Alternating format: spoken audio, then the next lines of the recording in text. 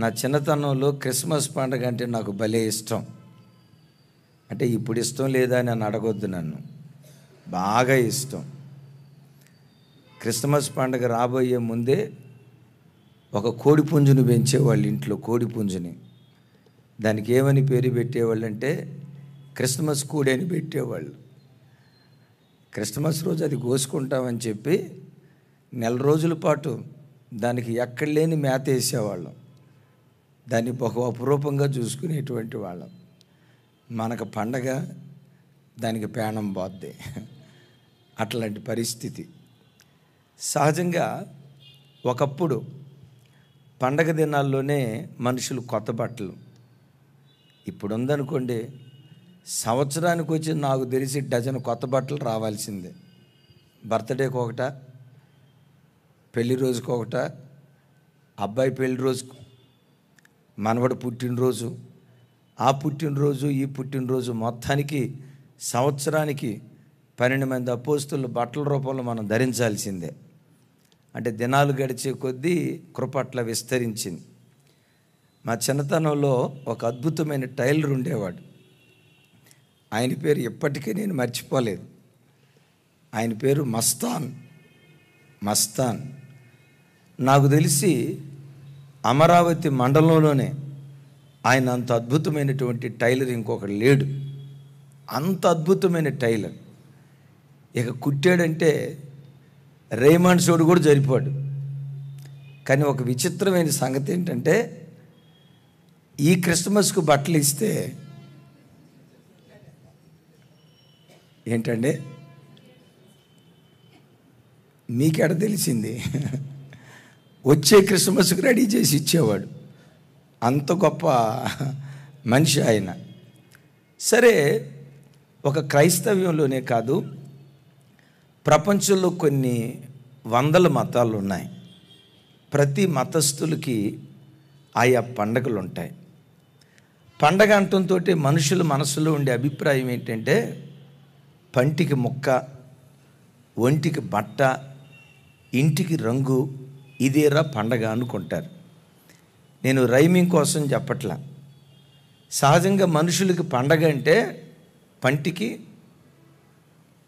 ఏ ముక్క, సొరకాయ ముక్క, దోసకాయ ముక్క కాదు, మాంసం ముక్క. పంటికి ముక్క, ఒంటికి బట్ట, ఇంటికి రంగు, ఇదేరా పండగ అనుకునేవాళ్ళు. నా చిన్నతనంలో క్రిస్మస్ అంటే అస్సలు నాకు తెలిసి డిసెంబర్ 25 రాబోతుందంటే వారం రోజుల నుంచి ఇక రాత్రిపూట నిద్ర ఉండేది కాదు. ఈ 7 రోజులు గెర్రమని తిరిగి క్రిస్మస్ పండుగ వస్తే బాగుండని ఎదురు చూసేవాళ్ళం. ఎందుకో చెప్పమంటారా? క్రిస్మస్కు ముందు రోజు మా ఊరిలో గుంటూరు నుండి, ఆ ప్రాంతాల నుంచి క్లబ్ డ్యాన్సర్లను తీసుకొచ్చి చర్చి ప్రక్కన ఇట్లాగే పెద్ద స్టేజ్ వేసి చక్కగా డిస్కో డ్యాన్స్ చేసేవాళ్ళు. కుర్రోళ్ళు ఈలలేస్తా, పాటలు పాడుతా, సప్పట్లు కొడతా ఉంటే ఆ డ్యాన్స్ బాగా జరిగితే మేము తెల్లారిన తర్వాత ఏమనుకునేవాళ్ళం తెలుసా? ఈ సంవత్సరం క్రిస్మస్ పండగ బ్రహ్మాండంగా జరిగిందిరా అనుకునేవాళ్ళు. అంటే మాకు తెలిసి పండగ ఏంటి? డ్యాన్సులు వేయటమే పండగ. మాకు తెలిసి పండగ ఏంటి? కొత్త బట్టలు కట్టుకోవటమే పండగ. ఇంకో విచిత్రం చెప్పమంటారా? డిసెంబర్ 24వ తారీఖు రాత్రి మా గ్రామాల్లో చర్చెస్లో ఒక ముగ్ధ మనోహరమైన కార్యక్రమం జరిగేది. ప్రార్థన అంతా అయిపోయిన తర్వాత పలహారాలు పంచిపెట్టేవాళ్ళు. పలహారం అంటే ఇప్పట్లాగా ఒక్కొక్కరికి ఒక్కొక్క అట్టిపండు కాదు.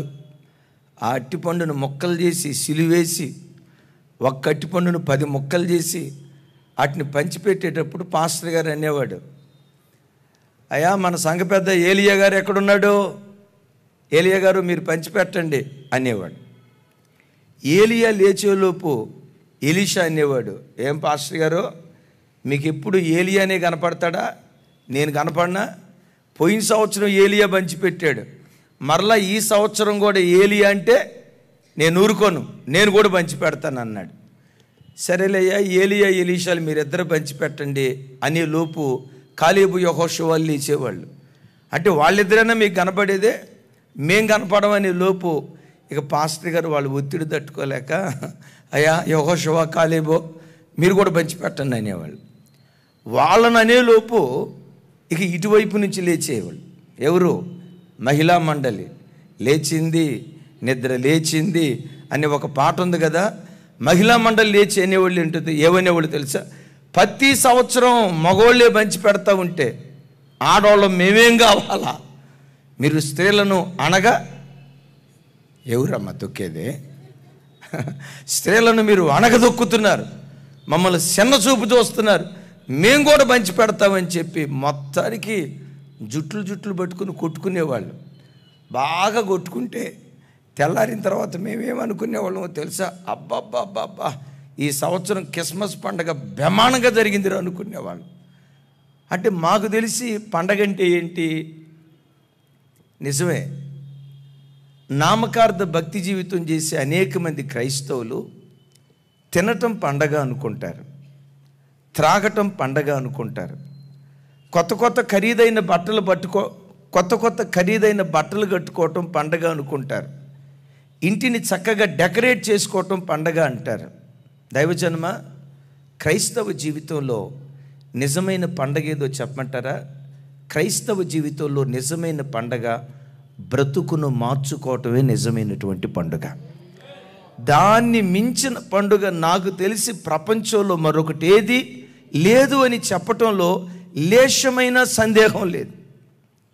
బ్రతుకును మార్చుకోకుండా, జీవితాలను మార్చుకోకుండా, బ్రతుకులను దిద్దుకోకుండా ఒక వ్యక్తి లోకపరంగా ఎలాంటి పండగలు ఆచరిస్తే ఆమోసు గ్రంథంలో దేవుడు ఏమంటాడో తెలుసా? మీ పండుగలు నాకు అసహ్యం. బ్రతుకును మార్చుకోకుండా, జీవితాలు మార్చుకోకుండా, నామకార్థంగా ఇలా పండగలు మీరు ఆచరిస్తే ఆమోసు గ్రంథంలో అంటాడు, ఓ ఇశ్రాయేలీలారా, యోధా జనమా, బ్రతుకును మార్చుకోకుండా మీరు ఆచరించే పండగలంటే నాకు అసహ్యం. పండుగ దినాల్లో బలిపీఠ మీద మీరు అర్పించే ఆ ధూపం నేను అసహించుకుంటున్నాను అని మాట్లాడుతున్నాడు. ఈరోజు నేను అందించబోయే ఓ దివ్యమైన సందేశం ఏంటంటే, బ్రతుకును మార్చుకోవటమే నిజమైనటువంటి పండుగ. యేసయ్యకి మహిమ కలుగునుగాక. ఇంకా కొన్ని రోజుల్లో జస్ట్ ఇంకొక 18 రోజుల్లో నూతన సంవత్సరంలో మనం అడుగు పెట్టబోతున్నాం. ఈ సంవత్సరాంతపు దినాల్లో మన బ్రతుకును మార్చుకుని నూతనమైన వ్యక్తులుగా మనం అడుగుపెట్టి 2024 సంవత్సరం అంతా మీరు మీ కుటుంబాలు జయోత్సవంతో దేవుని చేతిలో ఊరేగించబడును గాక. మరోసారి చెప్దాం ఆమేన్. మరోసారి ఆమేన్.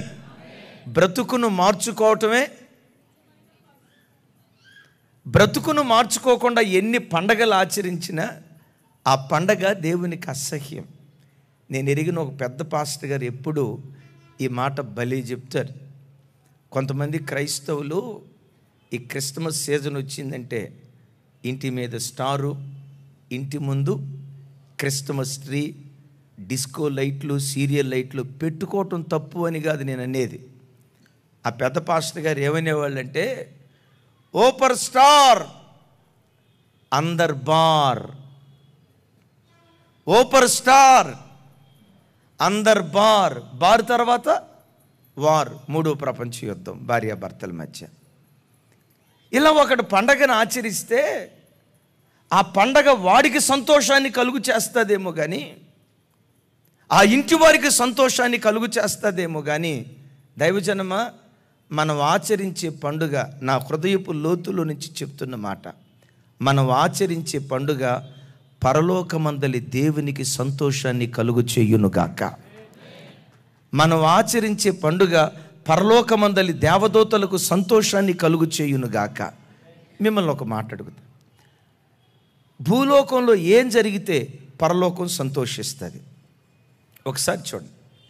ఇలాంటి ఖరీదైన బట్టలు కట్టుకొని 1,50,00,000 రూపాయల ఖరీదైన కారులో నేను దేవుని చేత ఆశీర్వదించబడిన వాణ్ణి అని 1,50,00,000 రూపాయల ఖరీదైన కారులో తిరుగుతూ, చూడండి, ఖరీదైన బట్టలు కట్టుకొని క్రిస్మస్ దినాల్లో నా ఇంటిని బాగా డెకరేట్ చేసుకొని బహు ఘనంగా నేను కనపడితే దాన్ని బట్టి ప్రభు సంతోషిస్తాడా అంటే బైబిల్లో చూస్తే వాటిని బట్టి ప్రభు సంతోషించడు.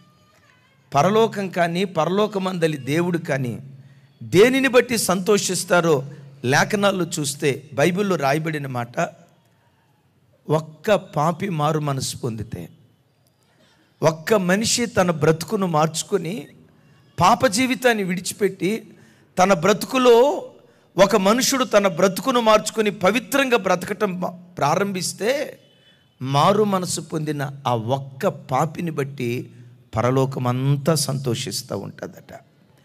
ఈరోజు ఈ క్రిస్మస్ ఆరాధనకు వచ్చిన సెమీ క్రిస్మస్ ఆరాధనకు వచ్చిన దైవజనమ, మీరు తిరిగి వెళ్తుండగా ఏదో ఒక వాక్యం తప్పకుండా మిమ్మల్ని తాకుతుంది. నిశ్చయంగా ఈ రాత్రి తన వాక్యం ద్వారా మిమ్మల్ని దర్శించబోతున్నాడు. లైవ్లో ఎన్ని వేల మంది వాక్యం వింటున్నారో నా హృదయపూర్వకంగా నమ్ముతున్నాను. జ్ఞాన సత్య సంపూర్ణమైన ఆయన వాక్కు ఈ రాత్రి మిమ్మల్ని దర్శిస్తూ ఉంటుండగా వాక్యం చేత మన బ్రతుకులను మార్చుకొని ఈ స్థలంలో నుంచి మనం వెళ్తూ ఉంటే పరలోకమందలి దేవుడు మనలను బట్టి ఆయన గంతులు వేయునుగాక. ఏం మార్చుకోవాలి? ఏంటి క్రైస్తవ జీవితంలో నిజమైన క్రిస్మస్? నేను ఈ మాటలు చెప్తాను. నాతో కలిసి ఈ మాటలు నాతో చెప్పడానికి ప్రయత్నం చేయండి. వారు ఆ నక్షత్రమును చూచి ఇంటిలోనికి వచ్చి తల్లి మరియను శిశువును చూచి సాగిలపడి ఆయనను పూజించిరి.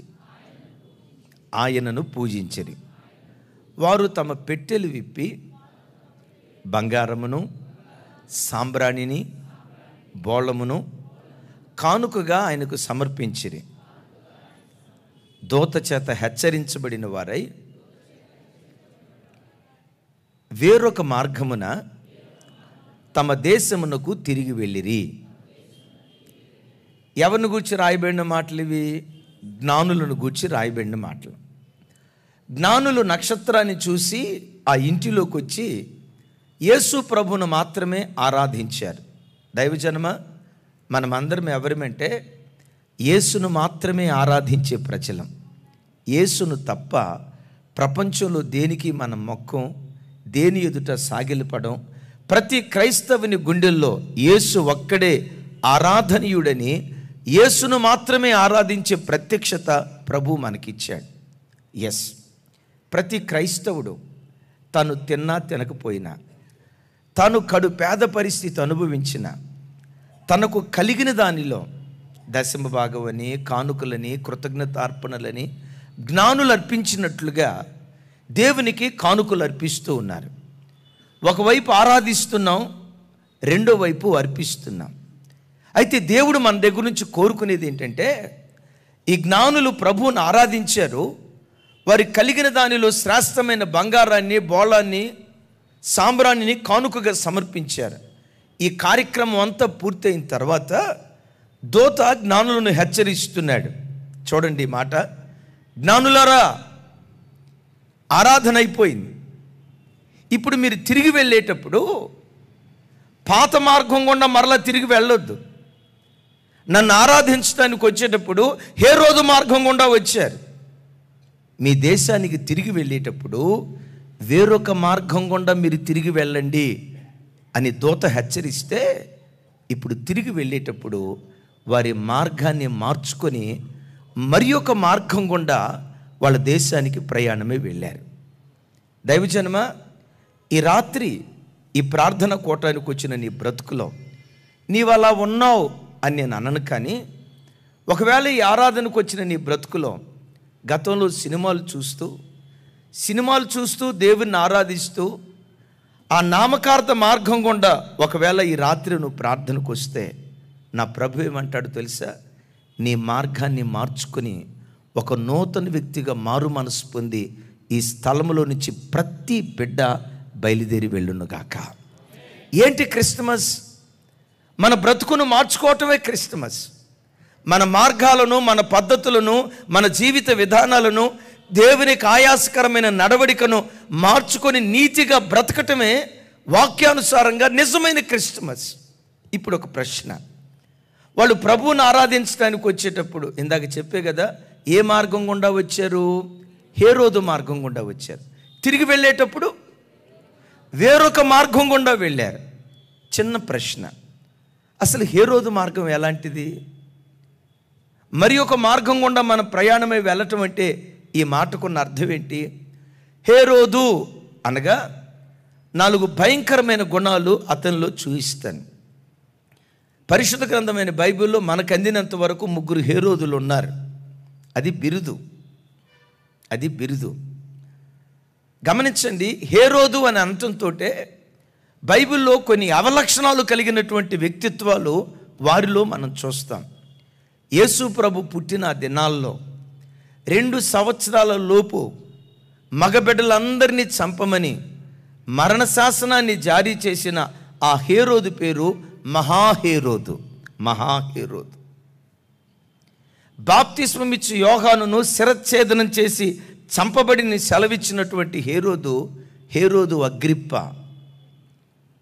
అపోస్తులైన యోహానును శిరచ్ఛేదనం చేసి చంపించి పేతురును కూడా అలాగే చంపమని మరణశాసనాన్ని జారీ చేసిన హేరోదు, ఆ హేరోదు పేరు హేరోదు అంతిప. హేరోదు అగ్రిప్ప, హేరోదు మహాహేరోదు.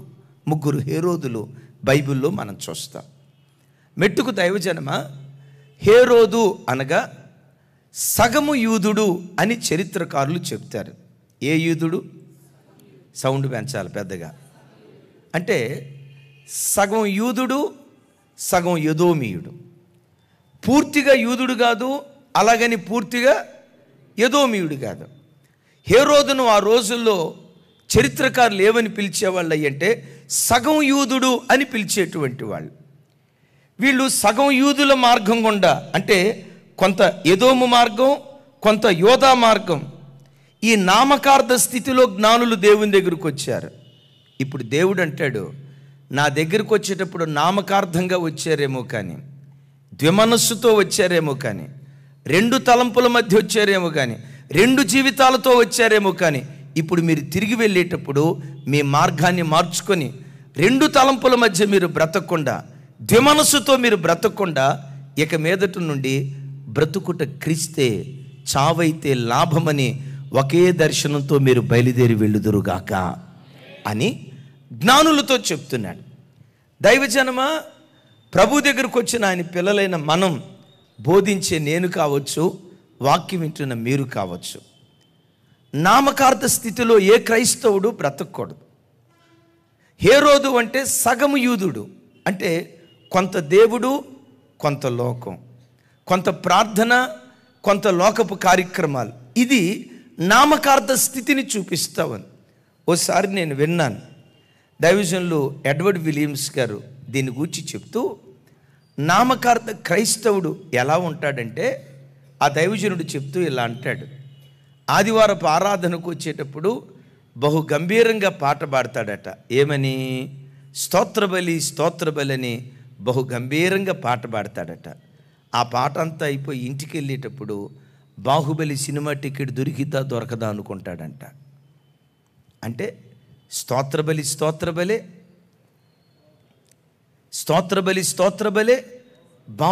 బాహుబలి. ఇది నామకార్థ ఆధ్యాత్మిక స్థితి. ఆదివారం ఆరాధనకు వచ్చినప్పుడు ఓ చక్కటి వర్తమానం విన్నప్పుడు ఆ వర్తమానం యొక్క ముగింపులో ఒక పాట పాడతారు. ఏం పాట అంటే, మార్గము చూపుము ఇంటికి అనే పాట ఉంది కదా, మార్గము చూపుము ఇంటికి, పశ్చాత్తాప పాట. ఆ పాట చాలా గంభీరంగా పాడి ఆరాధన అయిపోయి తిరిగి ఇంటికి వెళ్ళేటప్పుడు అనుకుంటాడట, అత్తారింటికి దారేది సినిమా టికెట్ దొరకదా అనుకుంటాడంట. పరిశుద్ధ గ్రంథం ఈ స్థితిని ఏం చెప్తుందో తెలుసా? నామకార్థ క్రైస్తవ స్థితి. ఆదివారం మందిరంలో కనపడతాడు, ఆదివారం సాయంత్రం బ్రాందీ షాపులో కూడా కనపడతాడు, ఆదివారం ఆరాధనలో కనపడతాడు, ఆదివారం సాయంత్రం ఐమాక్స్ థియేటర్ దగ్గర కూడా కనపడతాడు. ఆదివారం మందిరంలో కనపడ్డ వ్యక్తి విశ్వాసి, సినిమా హాల్లో కనపడ్డ వ్యక్తి ఏం అట చూస్తున్నారండి? అంత సీరియస్ అయిపోయారేంటి? సినిమా హాల్లో కనపడ్డ వ్యక్తి అవిశ్వాసి, నామకార్థ భక్తి. దైవజనమ, చాలాసార్లు క్రైస్తవ జీవితంలో మన నామకార్థ భక్తి జీవితాన్ని బట్టే, మన నామకార్థ స్థితిని బట్టే, నులువెచ్చని స్థితిని బట్టే దేవుని యొద్ద నుండి పొందుకోవలసిన ఎన్నో ఈవులు నీ బ్రతుకులో నువ్వు పొందుకోలేకపోతున్నావు అన్న సంగతి గ్రహించు.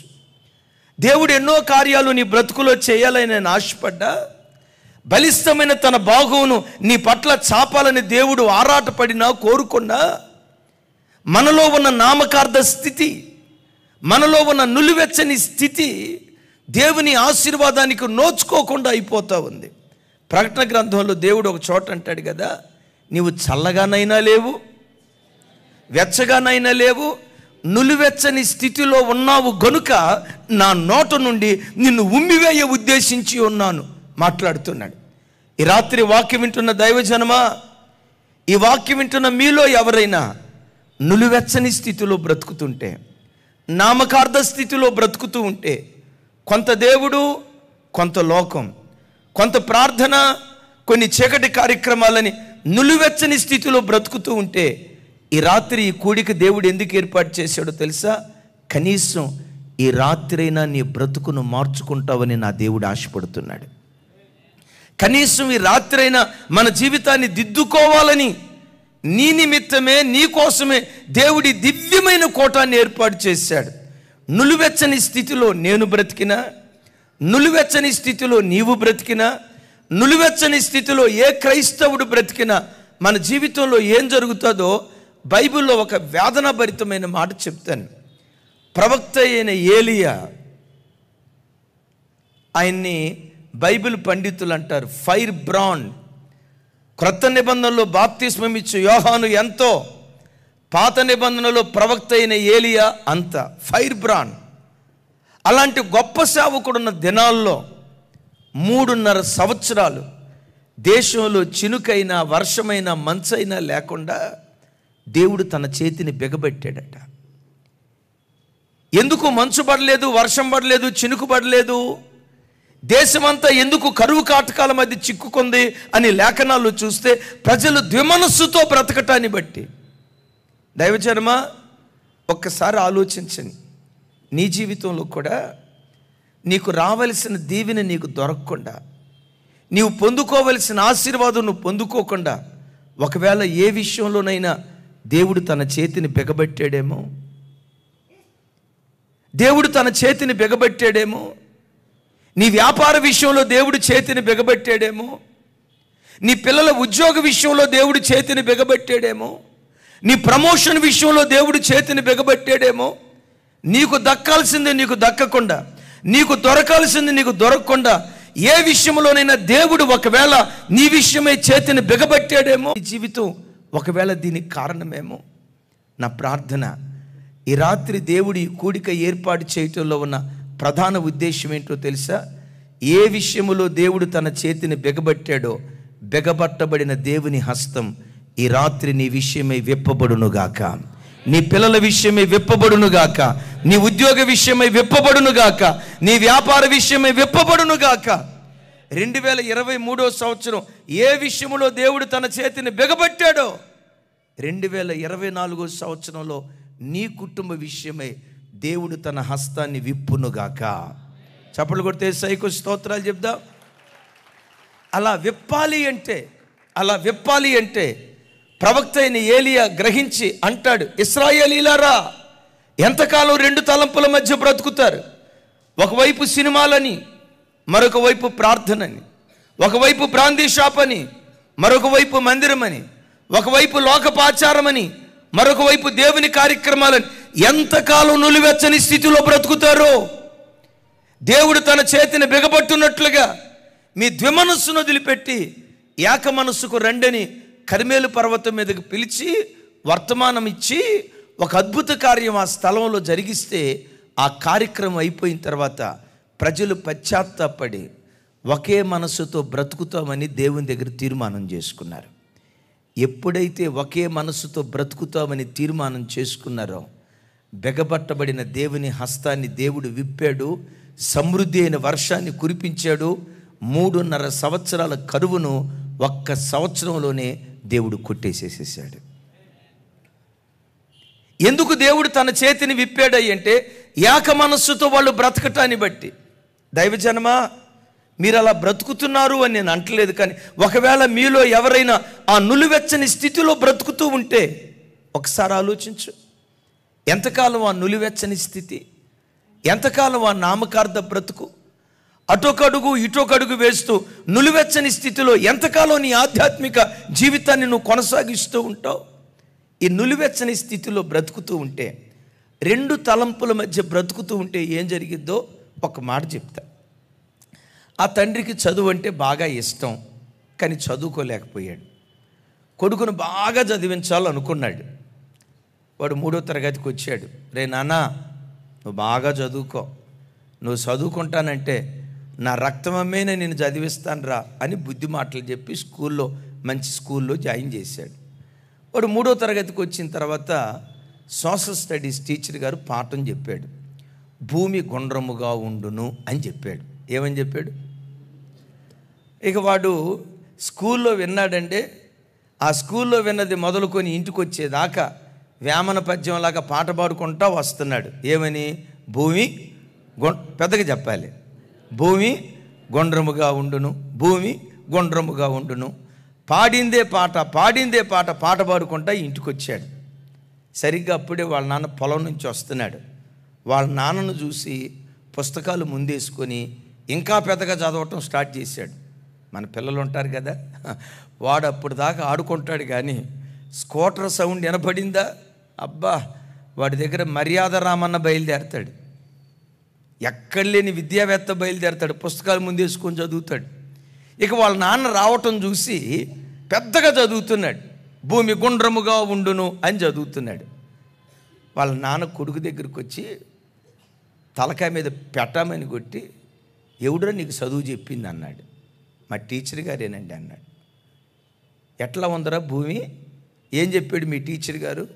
భూమి గుండ్రముగా ఉండునని చెప్పాడు డాడీ అన్నాడంట.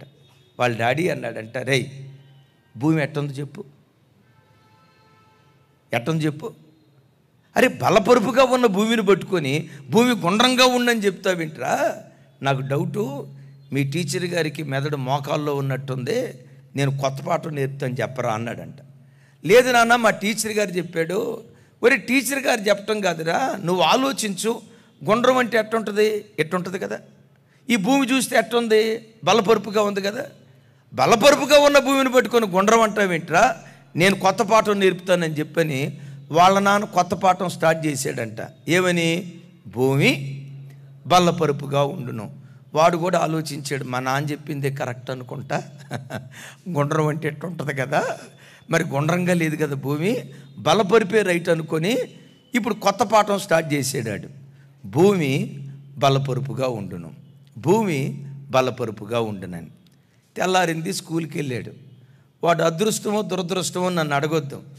అడగటం టీచర్ గారు ఈయన్నే అడిగాడట. రే జాన్, భూమి ఎట్లా ఉండుండ్రా అన్నాడట. వాడు టకామని లేచి సీరియస్గా అంటాడట, అనుమానమే లేదు సార్, భూమి బలపరుపుగా ఉండును అన్నాడంట. టీచర్ గారికి అర్థం కాక, నేను చెప్పింది ఏంటి, ఈడు నాకు కొత్త పాఠం చెప్తున్నాడని బెత్తం ఉంటుంది కదా, మొత్తానికి వీపు మీద పెడా కొట్టాడట. ఎవరు చెప్పారా నీకు భూమి బలపరుపుగా ఉండునని? మా నాన్న చెప్పాడు సార్. కొట్టి, లేదురా భూమి గుండ్రంగా ఉంటుంది, ఇంకొకసారి బలపరుపు అన్నావా నీ వీపు విమానం మోతెక్కిద్దే, భూమి గుండ్రంగా ఉండును, ఇదే నువ్వు చెప్పాలన్నాడు. వీడికి అర్థం కాల. బలపరుపు అంటేనేమో టీచర్తో తంట, గుండ్రం అంటేనేమో నాన్నతో తంట. ఏం చేయాలో అర్థం కాక ఈ కాల పిల్లలు మహామేధావులుగా వాడు లాజిక్గా ఆలోచించి, ఇంట్లో ఉన్నప్పుడేమో నాన్న దగ్గర ఉన్నప్పుడు నాన్న పాట పాడుతున్నాడు, స్కూల్లో ఉన్నప్పుడు స్కూల్లో పాట పాడుతున్నాడు. స్కూల్లో టీచర్ గారు అడిగితే అంటాడంట, అనుమానమే లేదు సార్, భూమి గుండ్రంగా ఉండును అంటున్నాడంట. ఇంటికి వెళ్తే, రే భూమి ఎట్లా ఉండునని అంటే వాళ్ళ నాన్నతో అంటాడు, నాన్న అనుమానమే లేదు నాన్న, 100కి 150% భూమి బలపరుపుగా నీవు ఉండు నాన్న అంటున్నాడంట. అంటే స్కూల్ దగ్గర స్కూల్ పాట చెప్పండి. ఏమండి, ఏం పాట? డాడీ పాట, అమ్మ పాట పాడవచ్చు కదయ్యా. సరే, స్కూల్ దగ్గర స్కూల్ పాట, ఇంటి దగ్గర ఇంటి పాట. మొత్తానికి తెలివితో మెయింటైన్ చేశాడు. క్వార్టర్లీ ఎగ్జామ్స్ వచ్చాయి. వాడు అదృష్టమో దురదృష్టమో నన్ను అడగొద్దు, అదే ప్రశ్న వచ్చింది. ఏ ప్రశ్న? భూమి ఎట్లా ఉండను. ఏమని రాస్తాడో తెలుసా? సార్, స్కూల్కి వెళ్ళినప్పుడు మాత్రం డౌట్ లేదు సార్, స్కూల్లో మాత్రం గుండ్రంగానే ఉంటుంది సార్. మరి అదేం విచిత్రమో నాకు తెలియదండి. మా స్కూల్ నుంచి ఇంటికి వచ్చే లోపు బలపరుపు అయిపోద్ది సార్. డౌట్ లేదు సార్, స్కూల్లో మాత్రం గుండ్రమే. డౌట్ లేదు సార్, ఇంటికి వచ్చిన తర్వాత మాత్రం బలపరుపే. కింద కంక్లూజన్ రాస్తాడంట, గుండ్రమో బలపరుపో మీరే తెలుసుకోండి సార్ అని రాశాడంట. దైవజనమా, వేదంతో ఈ మాట చెప్తున్నా.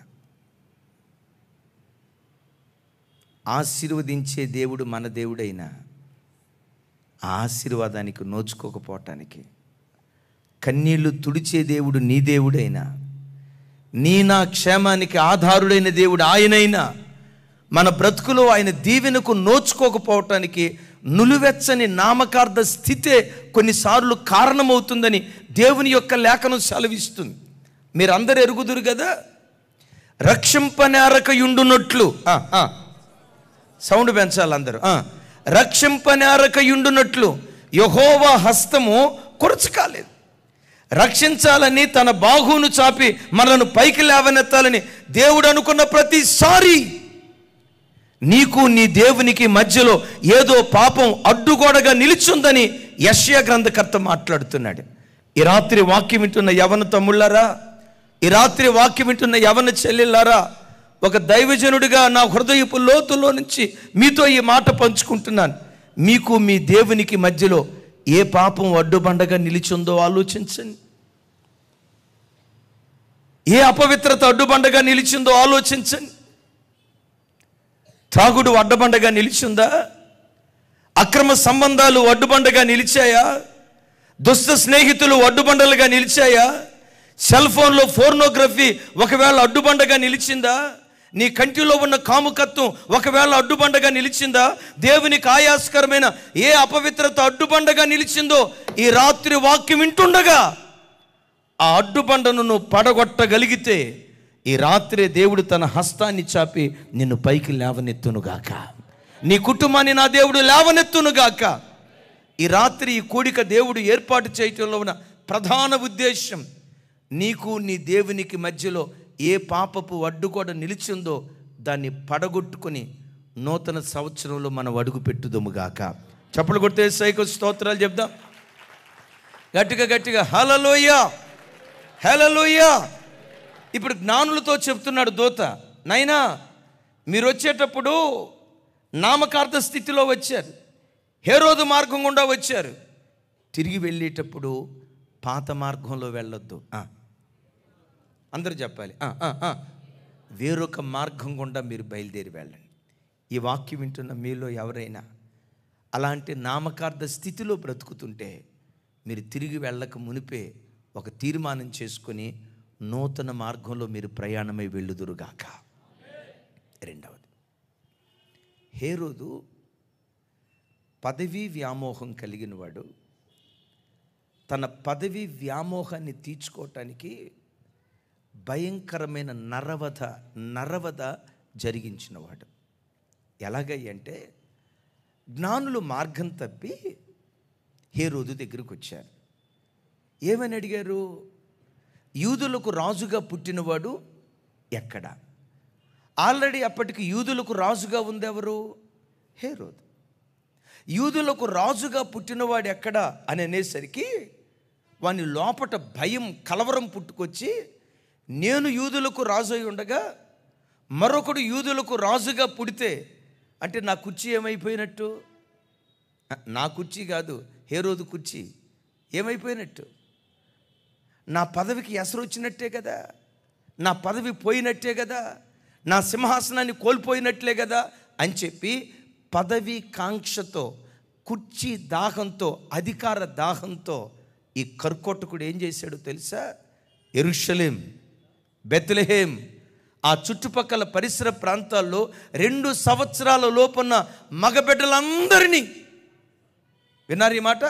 2 సంవత్సరాల లోపున్న మగబిడ్డలందరినీ చంపమని చెప్తే, దైవజన్మ అప్పుడే ఆ తల్లి గర్భంలో పుట్టినటువంటి ఆ పసికందును ఆ తల్లి కవిగిటిలో నుంచి లాగి, చరిత్రకారులు చెప్తారు, అట్లా ఎగరేసేట కత్తితో అట్లా 2 ముక్కలు చేశారట. కళ్ళ ముందు కొడుకునట్లా చంపుతూ ఉంటే ఒక్కొక్క తల్లి, అయ్యా అయ్యా, నవమాసాలు మోసాం, ప్రయాసపడ్డాం, వివాహమైన 15 సంవత్సరాల తర్వాత లేక సంతానం కలిగింది, అయ్యా చంపొద్దని కాళ్ళు వేళ్ళు పట్టుకొని ఏడ్చిన ఆ కర్కోటకులు ఏం చేశారో తెలుసా? గమనించండి, అలా పైకి లేపి తల్లిదండ్రుల కళ్ళ ఎదుటే 2 ముక్కలు చేసి, కొన్ని వందల, చరిత్రకారులు చెప్తారు, కొన్ని వందల మంది పసికందులను నిర్దాక్షిణంగా ముక్కలు ముక్కలుగా తల్లిదండ్రులు ఎదుటే నరికి చంపించేశారట. ఎందుకంత నరవధ జరిగింది? హేరోదు యొక్క అధికార దాహం, పదవి వ్యామోహం, నేను కుర్చీ మీద కూర్చోవాలి, సింహాసనం మీద కూర్చోవాలని కుర్చీ కోసం కొట్లాడుకోవటానికి వేల మంది పసికందులను చంపించేశాడు. దైవజనమా, ఒక బాధాకరమైన సంగతి ఏంటో తెలుసా? హేరోదు చనిపోయాడు, కానీ హేరోదు మీద పరిపాలన చేసిన ఆ పదవి దాహం కలిగిన ఆత్మ నేటికి బ్రతికే ఉంది. అది సంఘాలలో పనిచేస్తూ ఉంది.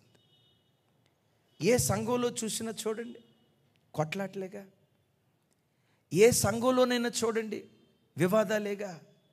సంఘ పెద్దల మధ్య గొడవ, సంఘంలో నాకు గుర్తింపు లేదని గొడవ, సంఘంలో నాకు ప్రమోషన్, నాకు గౌరవాన్ని ఇవ్వలేదని గొడవ, దైవ సేవకుల మధ్య గొడవ, పాస్టర్ల మధ్య గొడవ. కారణం, ఈ వివాదాలన్నీ ఎక్కువ శాతం దేని కొరకై అంటే పదవి వ్యామోహం కలిగి.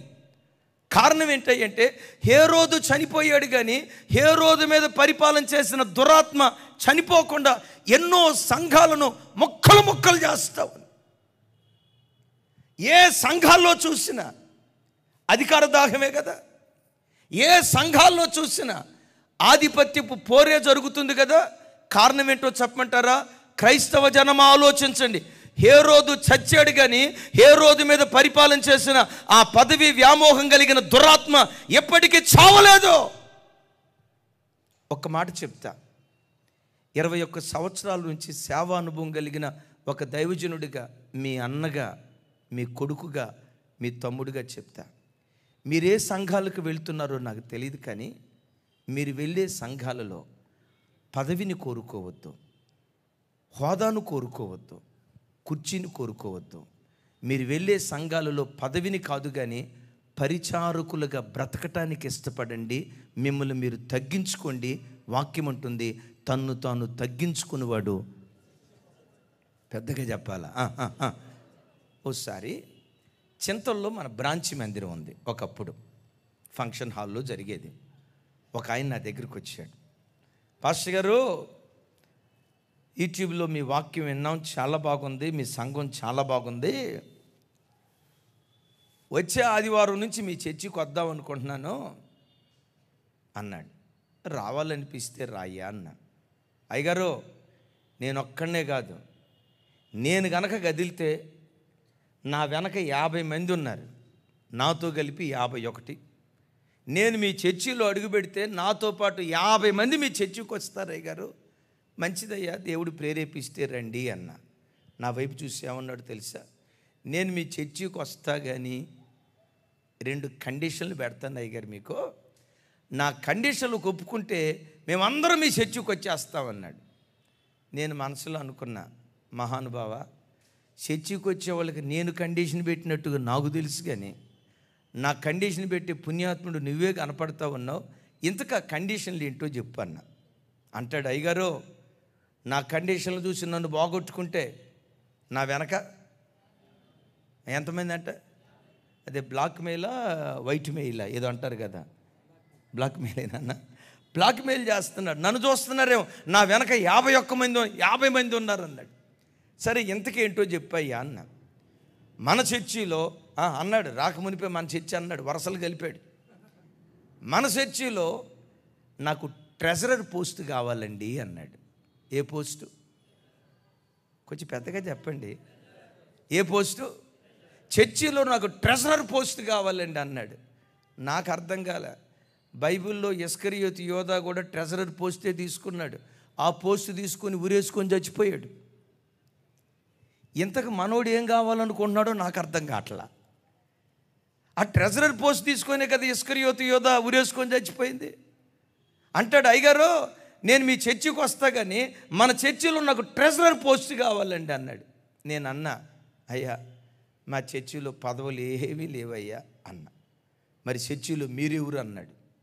మా చర్చిలో నేను నంబర్ 1 పన్నోడినంటే, నేను పన్నోడినండి అన్న. మరి చర్చిలో మీరెవరు అన్నాడు. నేనే పాస్టర్ అన్న. మీ చర్చిలో ప్రెసిడెంట్ ఎవరు అన్నాడు. మా చర్చి వాళ్ళందరూ ప్రెసిడెంట్లేనండి అన్న. మీ చర్చిలో పన్నోళ్ళు ఎవరు అన్నారు. అందరూ పన్నోళ్ళేనండి. మా చర్చిలో అందరూ పిఏ టు పిఎం అందరూ వాళ్ళే అన్న.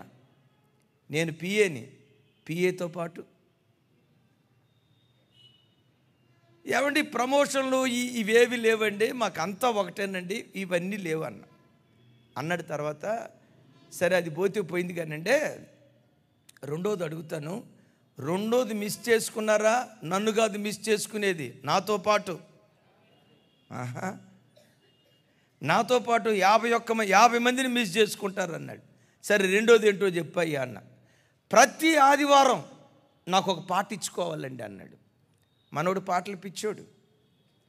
చర్చేసుకొచ్చి గుట్టుగా మరుగుగా దీన మనస్కులమై నేల మట్టుకు తగ్గించుకొని దేవుని వాక్యమిని బ్రతుకును బాగు చేసుకుందాం అని అనుకునే ప్రజల కంటే కూడా సంఘంలో నాకు గుర్తింపు కావాలి, సంఘంలో నాకు అధికారం కావాలి, సంఘంలో ప్రజల చేత నేను మన్నన పొందాలి, నేను సంఘ పెద్దను కావాలి, ఆదివారం స్టేజ్ దగ్గర నిలవబడి పాటలు పాడాలని. గమనించండి, హేరోదు చనిపోయాడు కానీ హేరోదు మీద పరిపాలన చేసిన ఆ దురాత్మ మాత్రం సంఘాల్లో పనిచేస్తావు. అయ్యా ఏం కావాలి నీకు అన్న. నాకు ప్రతి ఆదివారం ఒక పాట కావాలండి అన్నాడు. నేనన్నా ఇస్తా. అయితే ప్రతి ఆదివారం ఇస్తానని మాత్రం నేను చెప్పలేను. 10 సంవత్సరాలకు ఒక పాట ఇవ్వచ్చు, సంవత్సరానికి ఒక పాట ఇవ్వచ్చు అంటాడు. అయ్యగారు నన్నొక్కను చూస్తున్నారేమో, ఎంతమంది? నా వెనక 50 మంది ఉన్నారు అన్నాడు. నేను చెప్పా, అయ్యా నేను నిన్ను కించపరచట్లా, కానీ ఒక మాట అడుగుతా. అసలు ఆదివారపు ఆరాధనకి ఎందుకు నువ్వు రావాలనుకుంటున్నావు? ఎందుకు మందిరానికి వెళ్ళాలనుకుంటున్నావు?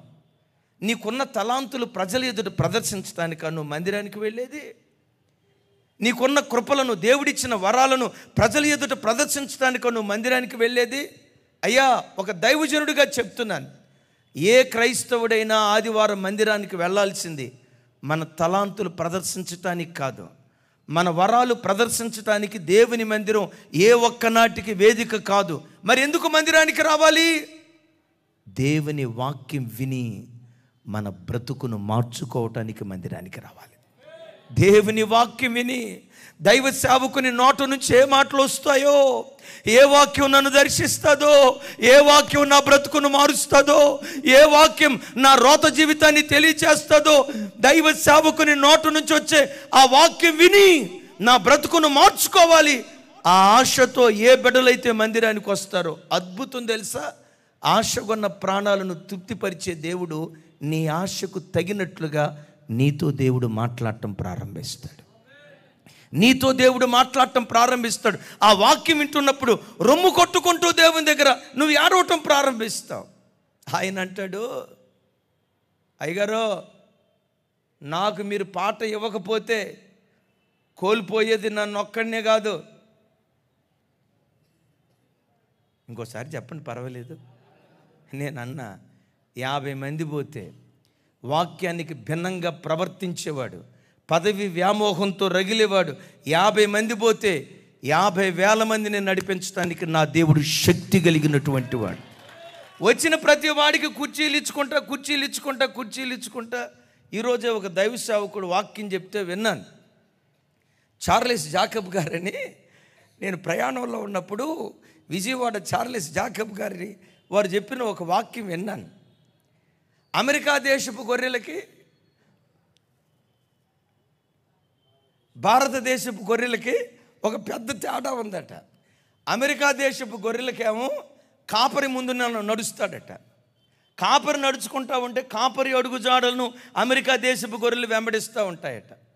భారతదేశపు గొర్రెల దగ్గరికి వచ్చేసరికి గొర్రెలు ముందుంటాయంట. అంటే కాపరి నడిపించేది ఎవరు? నేను మీతో చెప్పే మాట, దైవజన్మ, హేరోదు చనిపోయాడు కానీ హేరోదు ఆత్మ సంఘాల్లో పరిపాలన చేస్తుంది. మీరే సంఘాలకు వెళ్తున్నారో నాకు తెలియదు. ఇమ్మాన్యుయల్ మినిస్ట్రీస్కి రమ్మని పొరపాటు నేను అన్ను. కానీ ఒక అన్నగా, ఒక తండ్రిగా నా చేతులు జోడించి ఈ మాట నేను అనలేను. మీ కాళ్ళకు దండం పెట్టి చెప్తున్నా, మీరు వెళ్ళే సంఘాల్లో దీనులుగా బ్రతకండి, రిక్తులుగా బ్రతకండి, మరుగుగా జీవించండి. ఎంత మరుగైపోతారో అంత వెలుగులోనికి దేవుడు తీసుకొస్తాడు. అంత వెలుగులోనికి దేవుడు మీరే సంఘాలకైనా వెళ్ళండి. హైదరాబాద్ అంతలో ఇమ్మాన్యుయల్ సంఘమే సంఘం కాదు, దైవజనులు నిస్సి అద్భుతమైన సంఘం. ఎస్, నేను ఎరుగుదును. నెహెమ్యా గారి సంఘం దివ్యమైన సంఘం. కానీ మీరు ఏ సంఘాలకు వెళ్తున్నారో నేను అడగను. కానీ మీరు వెళ్ళే సంఘాలలో నేల మట్టుకు తగ్గించుకొని పరిచారకులుగా బ్రతకండి. నా గుండె లోతులో నుంచి మిమ్మల్ని ఆశీర్వదిస్తున్నాను. పరిచర్య చేసే కుటుంబాలలో నుండి ప్రవక్తలను దేవుడు లేవనెత్తుతాడు. పరిచర్య చేసే కుటుంబాలలో నుండి పరిపాలకులను దేవుడు లేవనెత్తుతాడు. నేను ఎప్పుడు ఈ మాట చెప్తాను, మన పిల్లలైతే వాళ్ళు ప్రవక్తలన్నా కావాలి, లేకపోతే పరిపాలకులన్నా కావాలి. అమ్మా, నీ గర్భాన్ని నా దేవుడు అలా ధన్యం చేయునుగాక. అయ్యా, నీ గర్భాన్ని దేవుడు అలా ధన్యం చేయునుగాక. హేరోదు మార్గం పదవీ వ్యామోహం కలిగిన మార్గం, అధికారం కలిగిన మార్గం. సరే, పదవీ వ్యామోహం, అధికార దాహం అంత పెద్ద పెద్ద మాటలు కాదు. గృహాల దగ్గరకు వచ్చేసరికి కూడా భార్యాభర్తల మధ్యలో గొడవ ఎందుకు వస్తుంది? నా మాటనే. కొంతమంది నవ్వుకుంటున్నారు, గుర్తొచ్చినాయి. మరి గుర్తు రాకేముంటుంది? ఏ ఇంట్లో చూసినా ఇదేగా. హేరోదు ఎలాంటి వాడో తెలుసా? ఇక్కడ ఒక విచిత్రం చెప్తా. హేరోదు ఎలాంటి వాడో తెలుసా? ఎంత విచిత్రమైనోడంటే, జ్ఞానులతో అంటాడు, యూదుల రాజుగా పుట్టాడా? ఓహో, ఆయన ఎక్కడున్నాడో కనుక్కొని ఆయన వివరాలు తెలుసుకొని నాకు వచ్చి చెప్పండి, నేను కూడా ఆయన యొద్దకు వెళ్ళి ఆయన్ని చెప్పాలి, ఆయనను ఆరాధిస్తాను అంటాడు. నిజమే. ఒకవేళ అడ్రస్ చెప్తే ఆరాధించడానికి వెళ్ళేటప్పుడు ఏం పెట్టుకొని వెళ్ళేవాడు? ఏం తీసుకొని వెళ్ళేవాడు? బైబిలా? ఎవరా తల్లి? మా ఓడికి బైబిల్ పనికిరాదు. వాక్యపు ఖడ్గం కాదురా నాయన, కత్తి. ఎందుకు కత్తి? యేసు ప్రభువుని చంపటానికి. అంటే ఆరాధనకి వెళ్తున్నాడు కానీ ఏం పెట్టుకొని వెళ్తున్నాడు? కత్తులు పెట్టుకొని వెళ్తున్నారు. కొంతమంది క్రైస్తవులు కూడా చర్చిలకు వస్తారు, కత్తులు పెట్టుకొనే వస్తారు. పాస్టర్ గారి మీద అవకాశం ఉంటే ఒక్కసారి క్షమిస్తాను రా అబ్బాయి అని నన్ను ప్రభు కనుక ఆ మనిషితో అంటే, పాస్టర్ గారి పేక బిసికి సమాధి కార్యక్రమం చేసి అన్ని అంత గ్రడ్జి పెట్టుకొని వస్తారు. విశ్వాసుల మధ్యలో ప్రక్కనే కూర్చుంటారు కానీ లోపల కత్తులు పెట్టుకుంటారు. దైవజనమ, క్రైస్తవ సంఘాలు కత్తులతో, ఖడ్గాలతో, మారణాయుధాలతో, ద్వేషంతో రగలకూడదు. కానీ ప్రతి క్రైస్తవ సంఘం, ప్రతి క్రైస్తవ కుటుంబంలో ప్రేమ పొంగి ప్రవహించునుగాక. చెప్దాం ఆమేన్. చెప్దాం ఆమేన్. హేరోదు పదవి వ్యామోహం అంత పెద్ద పెద్ద మాటలు కాదు. కానీ ఏ కుటుంబంలో చూసినా భార్య అంటుంది, నా మాటే నెగ్గాలి. భర్త అంటాడు, నా మాటే నెగ్గాలి. సరే, వీళ్ళిద్దరు అడ్జస్ట్ అయిపోయారంటే ఇంట్లో ముసలోళ్ళు ఉంటారుగా, వాళ్ళు అంటారు నా మాటే గెలవాలి.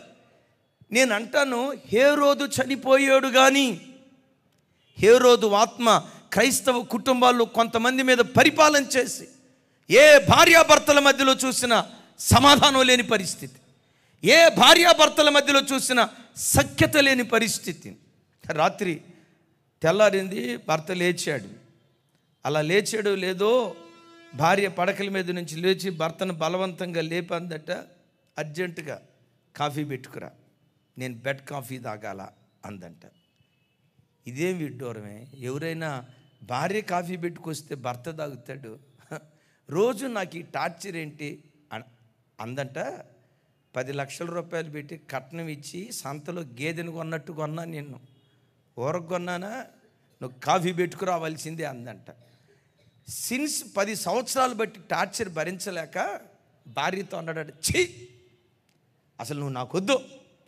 నా స్నేహితుడు ఒకడు ఉన్నాడు లాయరు, ఆ లాయర్తో మాట్లాడి నీకు అర్జెంటుగా విడాకులు ఇచ్చేస్తా, ఈరోజే విడాకులు ఇస్తా. ఇట్లా చప్పటకూడదు, చప్పటి కదా ఏమంటారు ఇది, ఇట్లా చిటికేస్తా, ఈరోజే నీకు విడాకులు వేస్తా. ఛీ ఈ మగోడు బతుకు పాడుగా, పొద్దున్నే లేచి నీ ఆ పని ఈ పని నా వల్ల కాట్లా, నాకు తెలిసిన లాయర్ ఉన్నాడు, పోయి విడాకులతో మాట్లాడతానని చెప్పి మొత్తానికి వెళ్ళాడట.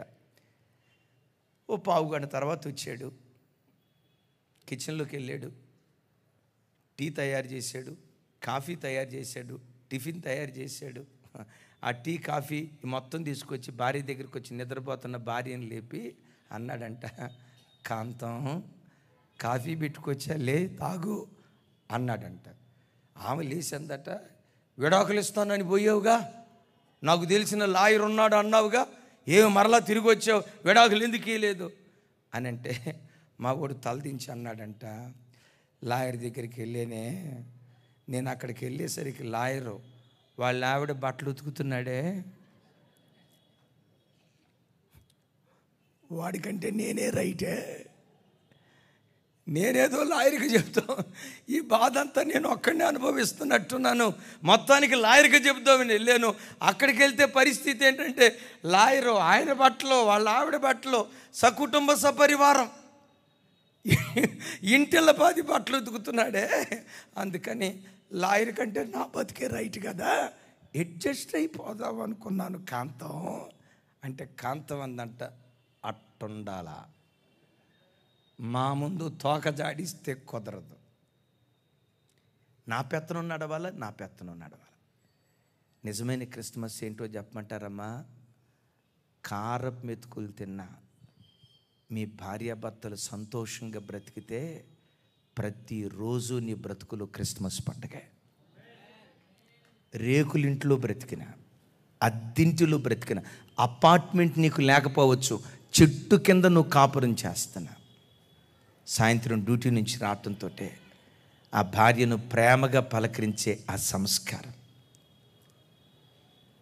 భర్త డ్యూటీ నుంచి రావటంతో ఆ భర్తను నవ్వుతూ ఆప్యాయంగా పలకరించే ఆ దివ్యమైన గుణం ఉంటే చనిపోయిన తర్వాత పరలోకపు సంతోషాన్ని చూడటం కాదు, భూమి మీద ఉన్న దినాల్లోనే పరలోకపు ఆనందాన్ని చూసే కృపదేవుడు మనకు అనుగ్రహిస్తాడు. చప్పలు కొడితే యేసయ్యకు స్తోత్రాలు చెప్దాం.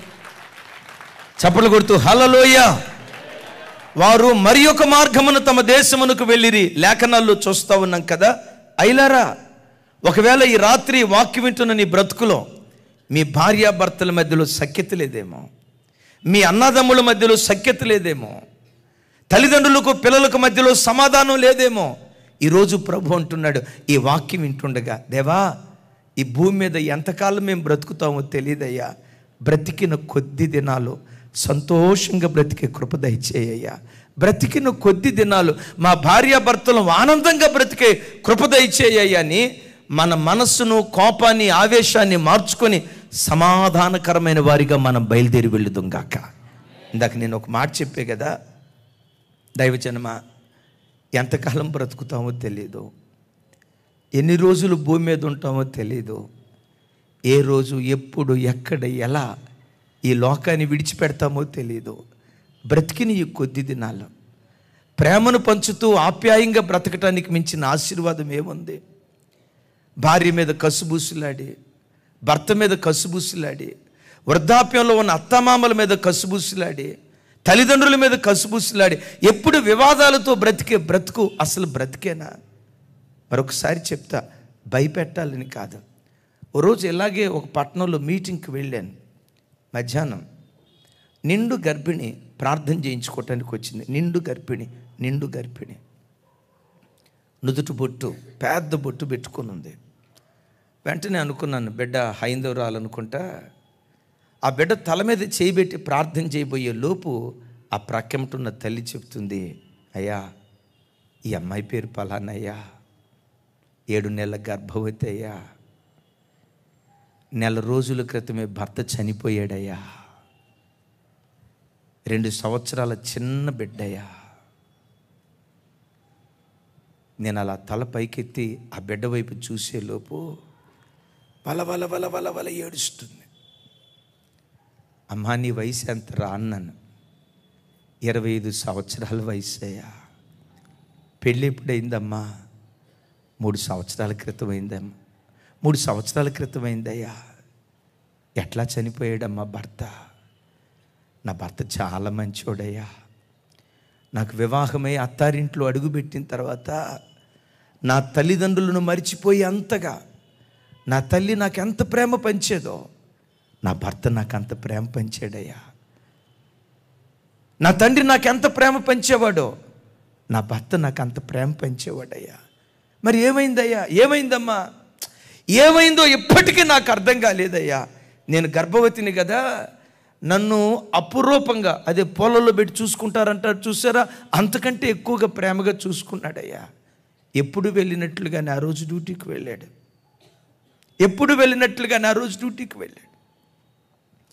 సాయంత్రం 6-6:30 ప్రాంతంలో వచ్చాడు. నేను అలాగే మనసు మీద పండుకొని ఉన్నాను. నా దగ్గరకు వచ్చాడు, నుదుట ముద్దు పెట్టుకున్నాడు. ఏంటి బాలేదా అన్నాడు.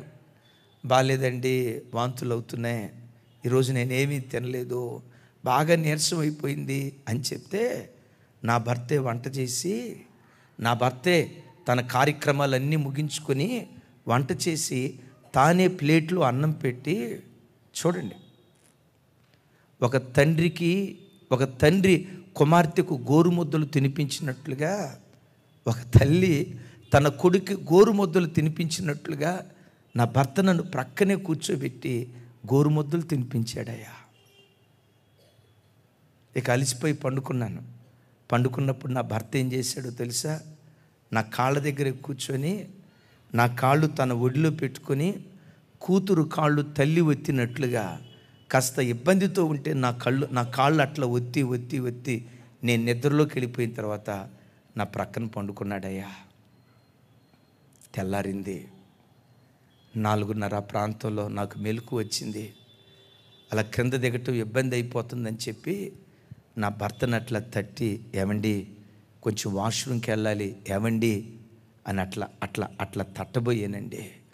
ఒంటి మీద చేయబడిందో లేదో, చెయ్యి అంతా చల్లగా అయిపోయిందండి. ఒంటి మీద చెయ్యి వేసాను, ఒళ్ళంతా చల్లబడిపోయిందండి. పెద్దగా గావు కేకేసాను. అప్పటికే ఆయన చనిపోయాడండి. డాక్టర్ వచ్చాడు. దరిదాపుగా 3-3:30 ఆ ప్రాంతంలో, నీ భర్తకు హార్ట్ స్ట్రోక్ వచ్చిందమ్మా, చచ్చిపోయాడమ్మా. ఆ బిడ్డ ఏడుస్తా ఏముందో తెలుసా? నాకు బ్రతకాలని లేదయ్యా, చచ్చిపోదామని ఉంది. కానీ ఈ 2 సంవత్సరాల చిన్న బిడ్డ ఉందే, ఈ బిడ్డ గుర్తొస్తుంది. నా గర్భంలో ఎదుగుతున్న శిశువు ఉందే, ఆ బిడ్డ గుర్తొస్తున్నారు. చావాలో బ్రతకాలో అర్థం కావట్లా. ఆ బిడ్డ ముగింపులో ఏముందో తెలుసా? నా భర్త చనిపోయాడే కానీ తీపి జ్ఞాపకాలు నా హృదయంలో అట్లా ముద్ర వేసిపోయాడండి. అమ్మా, బోధిస్తున్న నాతో సహా ఎప్పుడు, ఎక్కడ, ఎలా, ఏ రీతిగా మనం రాలిపోతామో తెలియదు. మన మరణ దినం ఏ రోజు రాసి ఉందో తెలియదు. ఎక్కడ ఏ రీతిగా ఈ లోకాన్ని విడిచిపెట్టి వెళ్ళిపోతామో తెలియదు. ఈరోజు ఉదయం 5 గంటలకు నాకు ఒక ఫోన్ వచ్చింది. నేను గడిచిన రాత్రి మహబూబ్ నగర్లో మీటింగ్లో వాక్యం చెప్పి 3:30 ఆ ప్రాంతంలో మందిరానికి వచ్చాను. నేను ఫోన్ చూసుకోలేదు. 6 ఆ ప్రాంతంలో నేను లేచిన తర్వాత రీడైల్ చేశా. అటువైపు నుంచి ఏడ్పు ఏడ్పు ఏడ్పు. అమ్మా ఏమైందిరా తల్లి? నా భర్త చనిపోయాడన్నా. ఎట్లా చనిపోయాడురా తల్లి? శనివారం మధ్యాహ్నం వరకు చక్కటి ఆరోగ్యవంతుడన్నా. తలనొప్పి అని చెప్తే కర్నూలు హాస్పిటల్కి తీసుకెళ్ళేవన్నా. ఎంఆర్ఐ స్కాన్ తీశారు, బ్రెయిన్లో ఏదో సిస్ట్ ఉందన్నారు. వెంటనే కర్నూలు నుంచి శనివారం రాత్రి హైదరాబాదులో పలానా హాస్పిటల్కి తీసుకొచ్చాం. ఐసీయూలో డాక్టర్లు అట్లా ట్రీట్మెంట్ చేస్తూ ఉన్నప్పుడే బ్రెయిన్ స్ట్రోక్ వచ్చిందన్నా. 1.5 రోజుల పాటు కోమాలో ఉన్నాడన్నా. ఈరోజు రాత్రి తెల్లవారుజాము 3:30కి రెండోసారి స్ట్రోక్ వచ్చిందన్నా. నా భర్త చనిపోయాడన్నా. ఎంతమ్మా నీ భర్త వయస్సు? 31 సంవత్సరం అన్నా. ఎంతమంది పిల్లలరా నీకు? 2 పిల్లలన్నా. అమ్మా, మిమ్మల్ని భయపెట్టాలని కాదు, బోధించే నా బ్రతుకైనా, వాక్యం వింటున్న మీ బ్రతుకైనా ఎంతలో కనపడి అంతలో మాయమైపోయే ఆవిరి లాంటిది బ్రతుకు. ఈ చిన్న బ్రతుకులో ఈ కొట్లాట్లు అవసరమా? ఈ చిన్న బ్రతుకులో ఈ ముఖం మార్చుకోవటం అవసరమా? ఈ చిన్న బ్రతుకులో ఒకరి మీద ఒకరు కసుబుసులాడటం అవసరమా? ఈ చిన్న బ్రతుకులో ఈ వివాదాలు అవసరమా? ఈ చిన్న బ్రతుకులో ఈ మనస్మర్థలు అవసరమా? ఈ చిన్న ఆయుష్కాలం ఎప్పుడు ఎక్కడ ఎలా ఏ రీతిగా రాలిపోతావో నీకు తెలియదు కదా. మనుషుడా నీ జీవమే పాటిది లేఖనం మీరు ఎరుగుదురు కదా. అలాగని నేను పిరికివాడిగా ఈ మాట చెప్పట్లేదు. ఇప్పుడు వాక్యం బోధిస్తున్న నేను మరో గంట గడిస్తే నా బ్రతుకేమైపోతుందో తెలియదు. అందుకనే యోబు భక్తుడు ఒక చోట అంటాడు, మనము నిన్నటి వారిమే అంటాడు. ఎప్పటి వారిమి? చెప్పాలి. ఎప్పటి వారిమి? మనం నిన్నటి వారిమి. ఈ రోజుటి వారం కాదు, ఈరోజు మనది కాదు. ఈరోజు పూర్తి చేయబట్టడానికి ఇంకా దరిదాపుగా 2.5 గంటల కాల వ్యవధి ఉంది. ఈ 2.5 గంటల కాల వ్యవధిలో ఏమైనా జరగవచ్చు. ఈ చిన్న జీవితంలో అమ్మా ప్రేమించుదాం, ప్రేమను పంచుదాం. ప్రేమ ప్రేమ ప్రేమ యేసయ్య ప్రేమ మన గుండెల్లో దేవుడు కుమ్మరించును గాక. మరోసారి చెప్దాం ఆమేన్. మరోసారి చెప్దాం ఆమేన్. ఆమేన్. హేరోదు ఆరాధన చేయటానికి వస్తానంటున్నాడు. ఆరాధన చేయడానికి వచ్చేటప్పుడు ఏం పెట్టుకొని వస్తాడు? బైబిల్లో కూడా ఒక పాస్టర్ గారు ఉన్నాడు. మా పాస్టర్ గారు కత్తులు పెట్టుకొని తిరుగుతాడు పాస్టర్ గారు. ఎవరయ్య అంటే విచిత్రం. మల్కు గెత్సెమనే తోటలో యేసు ప్రభును బంధించడానికి వస్తే యేసు ప్రభుని అట్లా బంధించుదామని అనుకునే లోపే ఎవరైనా కొంచెం పెద్దగా చెప్పండి. పేతురు గారు అట్లా మర్యాద ఇవ్వాలి తల్లి. పేతురు గారు ఏం చేశాడో తెలుసా? కత్తి తీసి మలుగు చెవులు తెగ్గొట్టేశాడంట. నేను అడుగుతా, పేతురుకు కత్తి ఎక్కడి నుంచి వచ్చింది? అమ్మా, హేరోదు కత్తులు పెట్టుకొని తిరిగాడు, అంతకాలం కత్తులు పెట్టుకొని తిరిగాడు. ఇంకొక మాట చెప్పంటారా? ఈ పేతురు నరకటం చెవులే ఎందుకు తెగ్గొట్టాడంటే, చేతులు తెగ్గొట్టలా, కాళ్ళు తెగ్గొట్టలా, తలకాయి తెగ్గొట్టలా, తెగ్గొట్టం వేటిని తెగ్గొట్టాడంటే చెవులు తెగ్గొట్టాడు. చెవులే తెగ్గొట్టడానికి కారణం ఏంటంటే, పేతురు గారు సేవకు రాక మునుపు ఆయన వృత్తి అది చేపలు పట్టే వృత్తి. ఇప్పుడు చేపలు శుభ్రం చేసేవాళ్ళు చేపలను కట్ చేసేప్పుడు మొట్టమొదటి ఎక్కడ కొడతారు? చెవులే కొడతారు. అంటే మా అయ్యగారికి పాత అలవాట్లు పోలా అన్నా. మనకు కూడా కొన్నిసార్లు పాత అలవాట్లు బావు.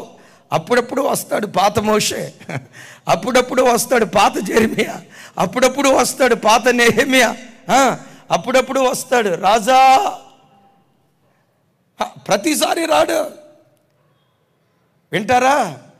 ఈ పేతురు ఏమనుకున్నాడంటే, నేను ఇట్లా చెవులు తెగ్గొడితే నన్ను చూసి వెంటనే యేసు ప్రభు, శహబాష్ పేతురా, వీళ్ళందరూ ప్రేమించిన ప్రేమ కంటే ఎక్కువైన ప్రేమతో నన్ను ప్రేమించావు, నా ఒంటి మీద ఏగవాలిన నువ్వు తట్టుకోలేకపోయావు. ఇదిరా ప్రేమ అంటే. షహబాష్ పేతురు అని అంటాడని ఎక్స్పెక్ట్ చేసాడు పేతురు గారు. ప్రభు ఏమన్నారు తెలుసా? పేతురా, కత్తి పట్టుకున్నవాడు కత్తితోనే చేస్తాడు. నా రాజ్యం కత్తితో స్థాపించే రాజ్యం కాదు. నా రాజ్యం ప్రేమతో స్థాపించే రాజ్యం. ప్రేమతో స్థాపించే రాజ్యం. పెద్దగా పెద్దగా పెద్దగా ప్రేమతో స్థాపించే రాజ్యం. హల్లెలూయా. క్రైస్తవ జనమ, ఈ క్రిస్మస్ దినాల్లోనే కాదు, బ్రతుకు కాలమంతా మన కుటుంబాల్లో ఆయన ప్రేమ సమృద్ధిగా కుమ్మరించునుగాక. భార్యాభర్తల మధ్యలో ఆ ప్రేమ దేవుడు కుమ్మరించునుగాక. తల్లిదండ్రులకు పిల్లలకు మధ్యలో ఆ ప్రేమ దేవుడు కుమ్మరించునుగాక. అత్త కోడల మధ్యలో ఆ ప్రేమ దేవుడు కుమ్మరించునుగాక. ప్రతి సంఘం ప్రేమ అనే పునాదుల మీద కట్టబట్టడానికి విశేష కృప దేవుడు అనుగ్రహించునుగాక. కొంచెం పెద్దగా చెప్దాం ఇంకొకసారి హుషారుగా. బైబిల్లో నాకు ఇష్టమైన ది బెస్ట్ కపుల్ ఒకటి ఉంది. నేను మిమ్మల్ని అడుగుతాను, బైబిల్ అంతటిలో మీకు ఇష్టమైన బెస్ట్ కపుల్ ఎవరు చెప్పండి? అకుల ప్రిస్కిల్లా. నీ పేరు అకుల ఏమయ్యా? కాదు కదా? సరే, థ్యాంక్ యూ. క్రొత్త నిబంధనలో. సరే, పాత నిబంధనలో మీకు ఇష్టమైన ది బెస్ట్ కపుల్ ఎవరు చెప్పండి? అమ్రాము యోకెబేతు. మా అయ్యగారి పేరు జార్జ్ అనుకుంటా కదమ్మా. Right. The best couple, no doubt, అమ్రాము యోకెబేతు. వారితో పాటు ది బెస్ట్ కపుల్ ఎవరో చెప్పమంటారా? Hannah Elkanah. అయ్యా, ఒక మాట చెప్తా, ఈ క్రిస్మస్ దినాల్లో మీ కుటుంబాలు బ్రతికితే హన్నా ఎల్కానా కుటుంబాలాగా దేవుడు ఆశీర్వదించునుగాక. మరోసారి చెప్తాం ఆమేన్.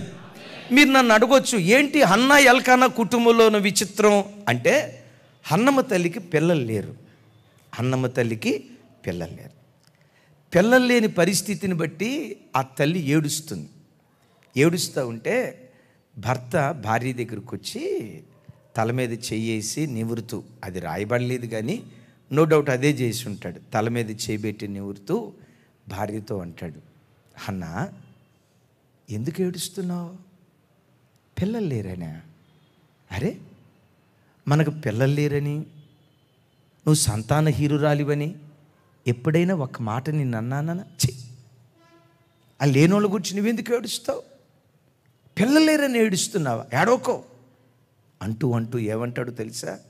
అయినా పిల్లలేరని నువ్వు ఏడుస్తున్నావు, నీ భర్తగా నేనున్నానే, 10 మంది కుమారుల కంటే నేను నీకు శ్రేష్టమైన వాడిని కానా అంటాడు. ఎంతమంది కుమారులు? రమేష్ అన్న ఇటు చూడాలా, ఎంతమంది కుమారులు? 10 మంది కుమారుల కంటే నేను నీకు శ్రేష్టమైన వాడిని కానా అంటాడు. భర్త తన భార్యతో ఏమని పోల్చుకుంటున్నాడంటే, నేను 10 మంది కుమారుల కంటే శ్రేష్టమైన వాడిని కానా అంటాడు. భర్త ఎప్పుడైనా భార్యకు కుమారుడు కాగలడా? అసలు ఆ సంబంధంతో ఎవరైనా పోల్చుకోగలరా? కానీ పోల్చుకొని మాట్లాడుతూ అంటాడు, ఎందుకు ఏడుస్తున్నావు? 10 మంది కుమారుల కంటే నేను నీకు శ్రేష్టమైన వాడిని కానా? ఎందుకు ఆ మాట అన్నాడంటే, 10 మంది కుమారులు కలిగిన తల్లి ఎంత ధైర్యంగా ఉంటుందో, 10 మంది కుమారుల ద్వారా ఒక తల్లికి ఎంత ధైర్యం కలుగుతుందో, ఈ భర్త ద్వారా అంత ధైర్యం తన భార్యకు కలిగిందట. గట్టిగా చెప్దాం ఆమేన్. స్వరం పెంచాలా? స్వరం పెంచాలా? ఆమేన్. అంటే 10 మంది కుమారులు ఇచ్చే ధైర్యం ఒక్క భర్త తన భార్యకి ఇచ్చాడు. భార్య ఏడుస్తూ ఉంటే భార్యను ఒడిలో పెట్టుకొని ఆదరిస్తూ ఉన్నాడు, ఓదారుస్తూ ఉన్నాడు, కన్నీళ్లు తుడుస్తున్నాడు. నా వైపు చూడండి, మా బ్రదర్స్ అందరిని అడుగుతా, ఎప్పుడైనా మీ భార్య దుఃఖంతో ఉన్నప్పుడు, కన్నీళ్లు గారుస్తున్నప్పుడు, ఏదో తెలియని బాధతో దుఃఖంతో అల్లాడిపోతున్నప్పుడు, ఎప్పుడైనా భార్యను గుండెల మీద హత్తుకొని ఏడుస్తున్న భార్య కన్నీళ్లు తుడిచిన వాళ్ళు ఎవరైనా ఉంటే ఒకసారి మీ కుడి చేతులు పైకెత్తండి. ఇప్పుడే మీ ఫోటో తీసి సరే ఎత్తండి, పర్వాలేదు.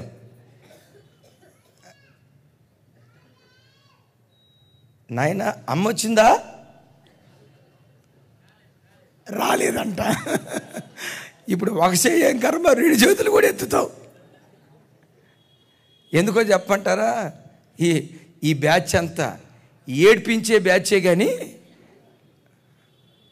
అమ్మా ఏం మీరు తక్కువ తిన్నారా, మీ దగ్గర కూడా వస్తా నాకండి, ఎందుకంత తొందరపడతారు. చూడండి దైవజనమా, నేను ఈ మాట ఖచ్చితంగా చెప్తాను.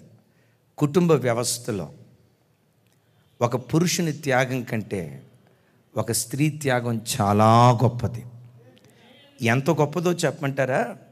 వివాహమైన తర్వాత భర్త తన ఇంట్లోనే ఉంటాడు, తన తల్లిదండ్రులతోనే ఉంటాడు, తన అన్నదమ్ముల మధ్య ఉంటాడు, తన అక్క చెల్లెల మధ్య ఉంటాడు, తను పుట్టిన గ్రామంలోనే ఉంటాడు, తన వారితోనే ఉంటాడు. కానీ స్త్రీ దగ్గరికి వచ్చేసరికి ఆ బిడ్డ త్యాగం ఏంటో తెలుసా? వివాహం అనే ఆ ఒక్క వ్యవస్థ ద్వారా 25 సంవత్సరాలు పెంచి పెద్ద చేసిన ఆ పేగు బంధాన్ని తెంచుకొని, పుట్టిన గడ్డను విడిచిపెట్టి, పుట్టి పెరిగిన ఇంటిని విడిచిపెట్టి, ముక్కు ముఖం ఎరుగని మనకు నమ్మి వివాహ వ్యవస్థ మీద ఉన్న నమ్మకాన్ని బట్టి తన ఇంటిని వదిలిపెట్టి, అమ్మా నాన్న వదిలిపెట్టి, అక్కాచెల్లెలను వదిలిపెట్టి, అన్నదమ్ముళ్ళందరినీ విడిచిపెట్టి వచ్చి వివాహ వ్యవస్థ ద్వారా మన ఇంటికి వచ్చి తన ఇంటి పేరు కూడా మార్చుకొని అంత త్యాగం చేసుకుంటుంది. ప్రతి భర్త తన జీవితంలో, ప్రతి భర్త తన జీవితంలో దేవుని తర్వాత ఆ తర్వాత స్థానం తన భార్యకి ఇచ్చేటువంటి వాడిగా ఉండాలి. గట్టిగా చెప్దాం ఆమేన్. కొంతమంది మా పిచ్చి మగవాళ్ళు ఏం చేస్తారంటే, భార్య వివాహమైన 10 సంవత్సరాల తర్వాత ఏమండి ఐస్ క్రీమ్ తినాలని ఉందండి అని అడిగితే మా వాడు ఏమంటాడు తెలుసా? మా అమ్మని అడిగి వస్తా నాగంటాడు. అరే పెళ్ళై 10 సంవత్సరాలు అయిపోయా, 3-4 పిల్లలు పుట్టే, అప్పుడు ఏమంటాడంటే మా అమ్మని అడిగి వస్తా నాకు. ఆ బిడ్డ అనుకుంటుంది లోపట, బయటకు అందలే, లోపటకు అనుకుంటుంది అసలు నేను పెళ్లి చేసుకుంది నిన్న మీ అమ్మన. కుటుంబంలో స్త్రీకి ఎప్పుడు ఆ ఉన్నతమైన స్థానం ఇచ్చుదురుగాక, ఆ ఘనత గౌరవం ప్రతి కుటుంబీకులు ఇచ్చుదురుగాక. గట్టిగా చెప్దాం ఆమేన్. Right. At that same time ఒక భార్య తన భర్తను అట్లా ఆదరించేది అయి ఉండాలి. స్త్రీలు ఎక్కువ శాతం ఎట్లుంటారంటే, స్త్రీలు ఎక్కువ శాతం ఎట్లుంటారంటే, మిమ్మల్ని అంటలేదు తల్లి, నేను మిమ్మల్ని చూస్తూ ఉంటే నాకు స్వయాన దేవదూతలే కనపడుతున్నారు.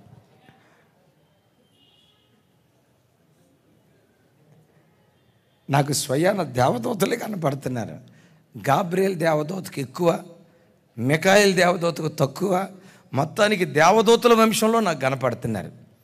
స్త్రీలు కొంతమంది ఎక్కువ శాతం ఎట్టుంటారంటే సైలెంట్గానే ఉంటారు. అప్పుడప్పుడు తోటాలు వదులుతారండి. ఇక అక్క తోట వదిలిందంటే కత్తి కంటే పొదును, ఈ చివరి నుంచి ఆ చివరి దాకా. పాపం బాధితుడు,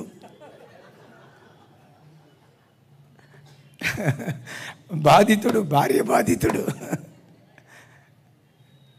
కొంతమంది స్త్రీలు అట్లుంటారు. గమనించండి అమ్మా, నేను ఎప్పుడు మా సంఘంలో చెప్తాను, ఏ భర్త అయినా భార్య అందంతో కాపురం చేసేది సంవత్సరమే, గుణంతో జీవితాంతం కాపురం చేస్తాడు, జీవితాంతం కాపురం చేస్తాడు. స్త్రీ ఎప్పుడు ఎలా ఉండాలో తెలుసమ్మా? మృదుభాషిగా, సౌమ్యంగా మాట్లాడేదిగా, అనుకువగా మాట్లాడేదిగా, భర్తను గౌరవిస్తూ మాట్లాడేదిగా.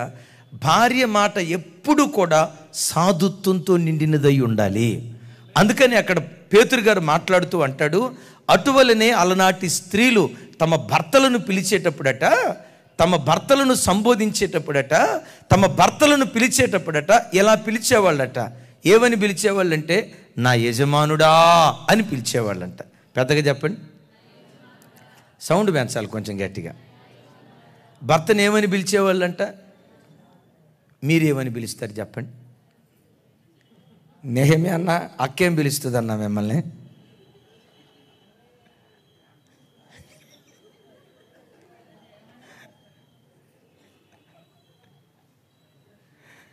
చూడండి నా మాటలు. మన ప్రాంతాల్లో, హైదరాబాద్ లాంటి ప్రాంతాల్లోనైతే యజమానుడి తర్వాత దేవుడు ఎరుగు. హైటెక్ సిటీ దగ్గర కొత్తగా పెళ్ళైన భార్యాభర్తలు జస్ట్ ప్రార్థనకు పిలిచారు. ఇక ఆ కార్యక్రమం అయిపోయిన తర్వాత మనోడు చెప్పాడు, అయ్యగారికి కాఫీ పెట్టుకురా అని. కాఫీ పెట్టినట్లుంది, కాఫీ పూర్తి అయిపోయినట్టుంది. కిచెన్లో నుంచి పిలుస్తుంది, అరే కాఫీ అయిపోయింది రారా అంటుంది. ఎవరిని అంటుందో అర్థం కాక నా గుండెలు పగిలిపోయినాయి. అక్కడ మోజేశారు, నేను వాళ్ళ భర్త ఇద్దరం తప్పితే ఎవరూ లేవు, చిన్నపిల్లలు కూడా లేరు అక్కడ. అరే టీ కాఫీ అయిపోయింది రారా అంటుంది. ఎవరున్నారే అంటుంది, నాకు అర్థం కాల. మొత్తానికి మనోడికి వినపడింది కానీ వినపడినట్లు సైలెంట్గా ఉన్నాడు. వినపడలేదనుకో నా చెల్లి ఏం చేసిందో తెలుసా, వాల్యూమ్ పెంచింది. అరే కాఫీ అయిపోయింది రారా అంది.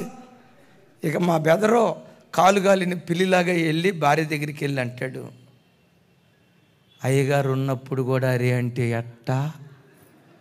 మన ఇద్దరు ఉన్నప్పుడు అరే అనుకోవచ్చు, ఒరే అనుకోవచ్చు, అయ్యగారు ఉన్నప్పుడు కూడా అరే అంటే ఎట్టా అంటే ఆ చెల్లి అంటది, మనదంతా యథార్థం. అయ్యగారు ఉన్నప్పుడు ఒక రకంగా, అయ్యగారు లేనప్పుడు ఒక రకంగా. ఒక్క మాట చెప్తా, ఇంకొక 16 రోజుల్లో నూతన సంవత్సరంలో అడుగు పెట్టబోతున్నాం. అమ్మా, దేవుడిచ్చిన భర్తని గుండెల మీద హత్తుకో, దేవుడిచ్చిన భార్యను గుండెల మీద హత్తుకో.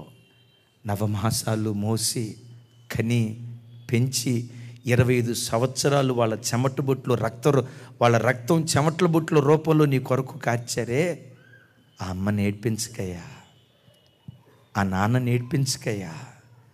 ఆ అమ్మా నాన్నలను గుండెల మీద హత్తుకో. ఎంత ప్రేమించగలవు అంత ప్రేమించు, ఎంత ప్రేమను పంచగలవు అంత ప్రేమను పంచు. మీరు ఏ సంఘాలకు వెళ్తున్నారో నాకు తెలియదు. మీరు వెళ్తున్న సంఘాల్లో మీ తోటి విశ్వాసులకు ఎంత ప్రేమను పంచాలో, ఎంత ఆప్యాయత పంచగలరో, ఆ దైవ సేవకులు ఎంతగా ఘనపరచగలరో అంత ఎక్కువగా మనం ప్రేమించుదాం గాక. ఎందుకు ప్రేమ ఉండాలో తెలుసా? బైబిల్లో ఒక మాట రాసి ఉంటుంది, ప్రేమ క్షేమాభివృద్ధి కలుగు చేస్తుంది అని రాసి ఉంటుంది. గట్టిగా చెప్తాం ఆమేన్. ఏం కలుగు చేస్తుంది? ఏది? ఎన్నో కుటుంబాలు పతనమైపోవటానికి కారణం ఏంటంటే ప్రేమ లేకపోవటం. నా చేతులెత్తి దీవిస్తున్నాను, ఈ క్రిస్మస్ దినాల్లో ప్రతి క్రైస్తవ కుటుంబాన్ని ప్రేమతో నా దేవుడు నింపునుగాక, ఆప్యాయతతో దేవుడు నింపునుగాక, ప్రతి కుటుంబాన్ని అనురాగంతో దేవుడు నింపునుగాక. అయితే ఒక చిన్న మాట, ప్రేమ ఎవరి మూలంగా కలిగిద్ది? బైబిల్లో రాయబడిన ఒక అద్భుతమైన మాట, ఏలయనగా ప్రేమ దేవుని మూలంగా కలుగుతుంది అని రాసి ఉంటుంది. ఆ ప్రేమ స్వరూపి అయిన దేవుడు ఈ క్రిస్మస్ దినాల్లో ప్రతి కుటుంబంలో తన ప్రేమను దేవుడు కుమ్మరించునుగాక. చప్పట్లు కొడితే యేసయ్యకు స్తోత్రాలు చెప్దాం. ఒక మాట చెప్తాను, ఇది చెప్పి తర్వాత విషయానికి వెళ్తాను. వాస్తవంగా ఈ స్థలంలో ఈ కూడికలు ఏర్పాటు చేయడానికి ఒక కుటుంబం కారణం. చెల్లి సత్య, వాళ్ళని నేను చూపించలేను కానీ ఆ బిడ్డలే ఈ ఖర్చంతా పెట్టుకుని మీటింగ్ ఏర్పాటు చేశారు. వాళ్ళిద్దరు భార్యాభర్తల గురించి నేను ఒక మాట చెప్తా.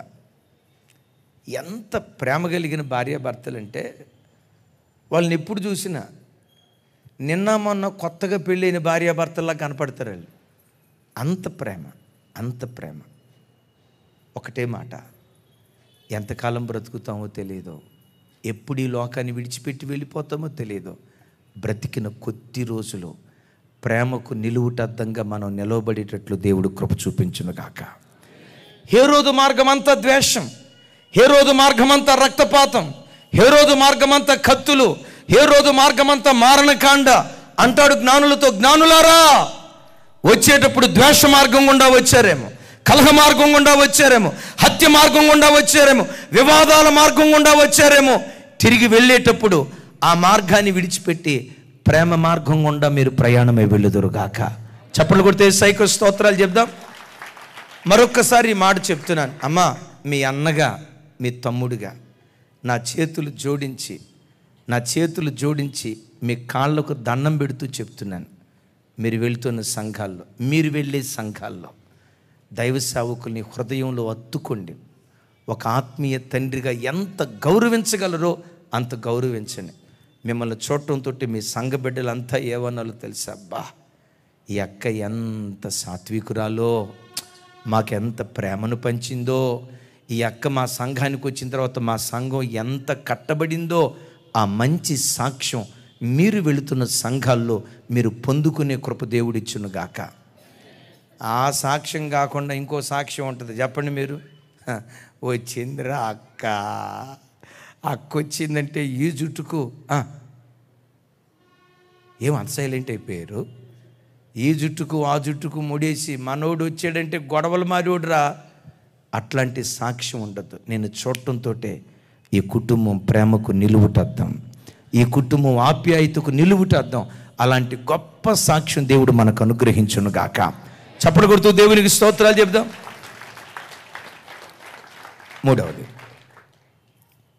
హేరోదు అగ్రిప్ప అని అన్నాం కదా. బాప్తిస్మం ఇచ్చి యోహాను దేవుని సేవ చేసే రోజుల్లో హేరోదు అగ్రిప్ప ఆ రాజు ఒక భయంకరమైన కార్యం చేశాడు. ఏంటో తెలుసా? తనకు ఒక తమ్ముడు ఉన్నాడు. ఆ తమ్ముడి పేరు ఫిలిప్. ఆ తమ్ముడికి ఒక భార్య ఉంది. ఆవిడ పేరు హెరోదియా. బహు చక్కటి అందగత్తె. ఈ హేరోదు ఏం చేశాడో తెలుసా?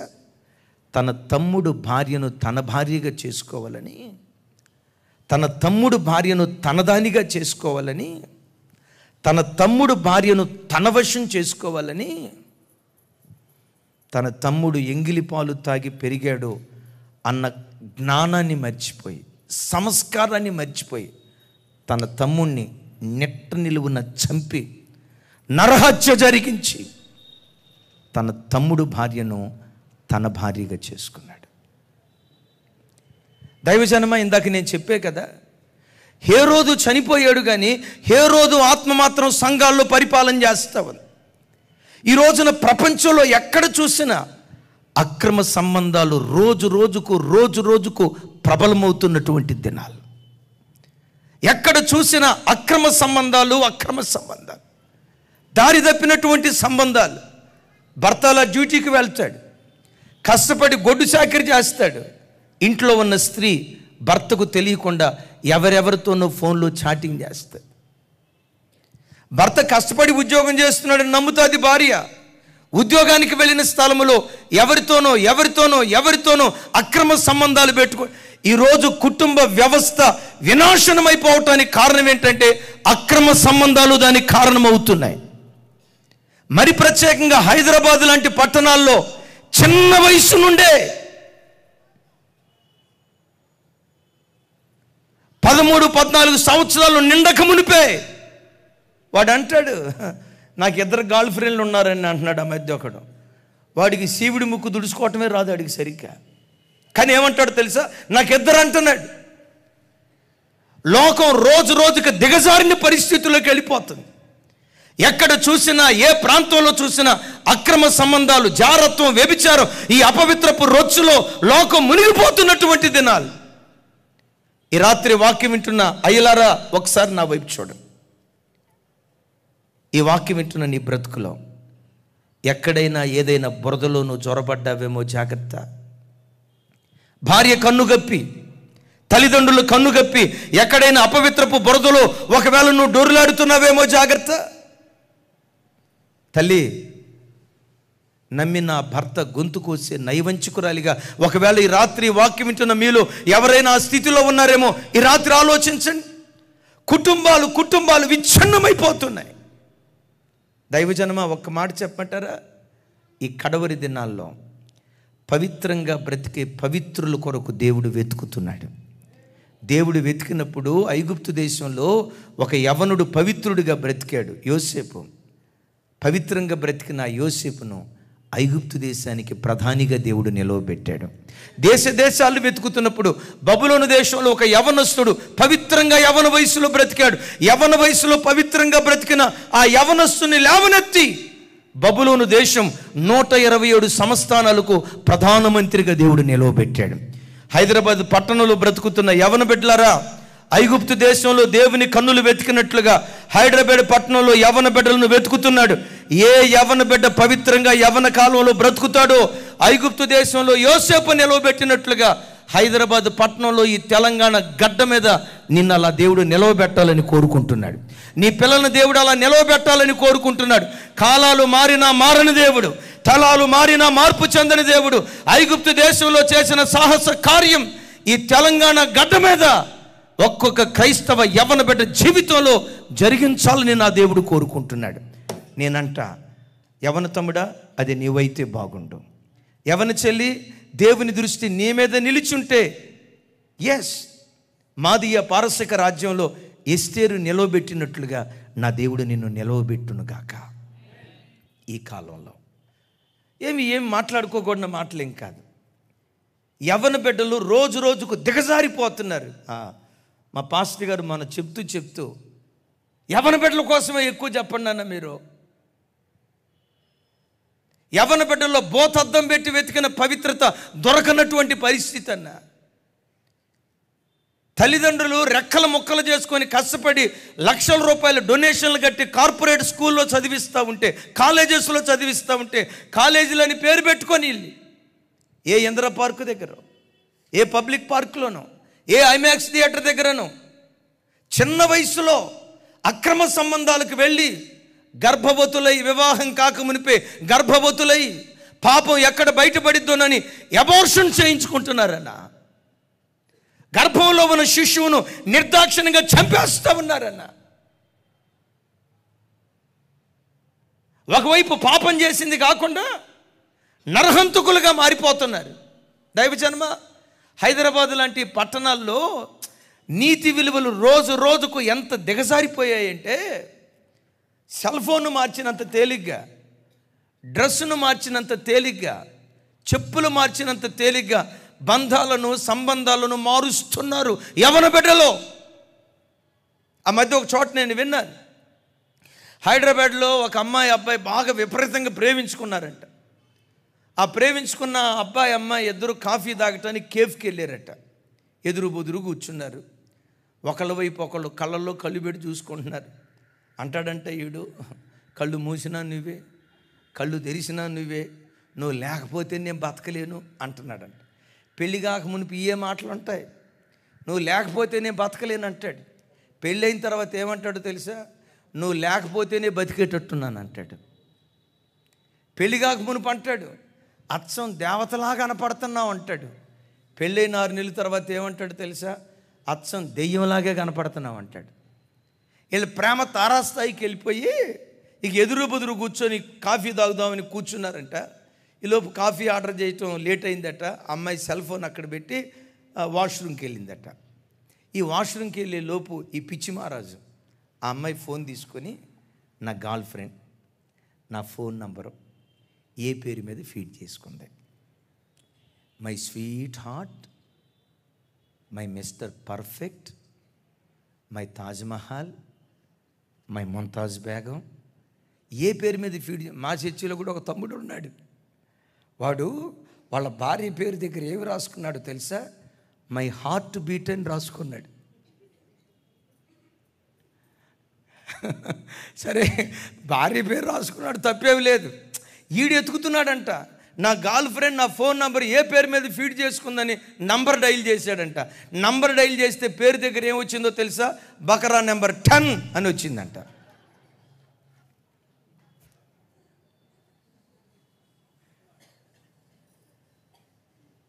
బకరా నెంబర్ 10 అని వచ్చిందట. 9 గొర్రెలు అయిపోయినాయి. ఇది 10వ గొర్రె, ఇది కూడా గొర్రె. రేపో మాపో యేసు రక్తమే జయం. రేపో మాపో ఈ గొర్రె కూడా. అయ్యలారా, అమ్మలారా, ఇలాంటి నీతి మాలిన లోకంలో నీతి కలిగిన యవ్వన బిడ్డల కొరకు నా దేవుడు వెతుకుతున్నాడు. నీతి మాలిన ఈ లోకంలో నీతి కలిగి పవిత్రత కలిగి బ్రతికే యవ్వన బిడ్డల కొరకు దేవుడు వెతుకుతున్నాడు. నా మాట అది నీవైతే ఈ తరపు ధృవతారగా నిన్ను నా దేవుడు నిలవబెట్టునుగాక, నిన్ను నా దేవుడు నిలవబెట్టునుగాక. గమనించండి, ఈ అక్రమ సంబంధాలు ఎంత భయంకరమైనవో ఒక్క మాట చెప్తాను. నాకంటే మీకే ఈ విషయాలు బాగా ఎక్కువ తెలుసు. అది బెంగళూరు పట్టణం. ఆయన డాక్టర్, 2 పిల్లలు, 6 నెలల చిన్న బిడ్డ, 2 సంవత్సరాల బాబు డాక్టర్. ఆ కుటుంబాన్ని చూసిన వాళ్ళంతా అద్భుతమైన కుటుంబం అనుకుంటూ ఉండేవాళ్ళు. ఒకానొక దినాన ఈ డాక్టర్ ఒక బ్యూటీషియన్తో అక్రమ సంబంధానికి అలవాటు పడ్డాడు. ఆవిడ బలవంతం చేసింది నన్ను పెళ్లి చేసుకోవాలని. భార్యకి సంగతులు తెలిసినాయి.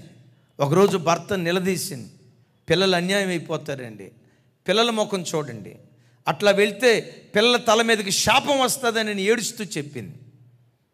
భార్య తనకు అడ్డుగా ఉందని, భార్యను అడ్డు తొలగించుకుంటే పిల్లల్ని తాను పెంచుకొని మరొక దానితో ఇందాకట ఈ కార్యక్రమం చేసుకోవచ్చు అని చెప్పి, డాక్టర్ కదా, భార్య నిద్రపోతూ ఉంటే పాయిజన్ ఇంజెక్షన్ ఇచ్చాడట. పాయిజన్ ఇంజెక్షన్ చంపేశాడు. ఎవరో చంపారని పోలీస్ స్టేషన్లో కేసు పెట్టారు. పోలీసు వాళ్ళు మామూలు వాళ్ళు కాదు కదా, అందరూ ఆవిలిస్తే పేగులు లెక్క పెడతారు. పోలీసు వాళ్ళకి దేవుడిచ్చే కృప ఏంటంటే ఆవలించకుండానే పేగులు లెక్క పెడతారు. అంత గొప్ప కృప వాళ్ళకు ఉంటుంది. పోస్ట్ మాస్టర్లో భర్తే చంపాడు అని తేలింది. ఆ వార్త న్యూస్ పేపర్లో వచ్చింది. అరే నేను చంపిన సంగతి అందరికీ తెలిసిపోయింది. తర్వాత నా బ్రతుకు చెరసాల పాలే కదనని రైల్వే స్టేషన్కి వెళ్ళి ట్రైన్ వస్తూ ఉంటే పట్టాల మీద పండుకొని తన ప్రియురాలికి వీడియో కాల్ చేశాడట. ఇదే ఆఖరి చూపు, నేను చేసిన తప్పు బయటపడింది, నేను చచ్చిపోతున్నానని చెప్పి వీడియో కాల్ చేసి వీడియో కాల్ మాట్లాడుతున్నాడు. ట్రైన్ అలా రానే వచ్చింది, 3 ముక్కలైపోయాడు. ఇక వాడు చనిపోయిన సంగతి, చనిపోయిన తర్వాత నన్ను బట్టే కదా వాళ్ళిద్దరు చనిపోయింది, తన పాపం ఎక్కడ బయటపడిద్దోనని చెప్పి ఆ అమ్మాయి తాను ఉంటున్న గదిలో ఉరేసుకొని చచ్చిపోయింది. ఒక అక్రమ సంబంధం 3 ప్రాణాలను బలి తీసుకుంది. 2 బిడ్డలను తల్లి తండ్రి లేని అనాథ బిడ్డలుగా మార్చింది. మీలో ఎవరైనా ఫోర్నోగ్రఫీకి బానిసలేని యవ్వన బిడ్డలు ఉన్నారా?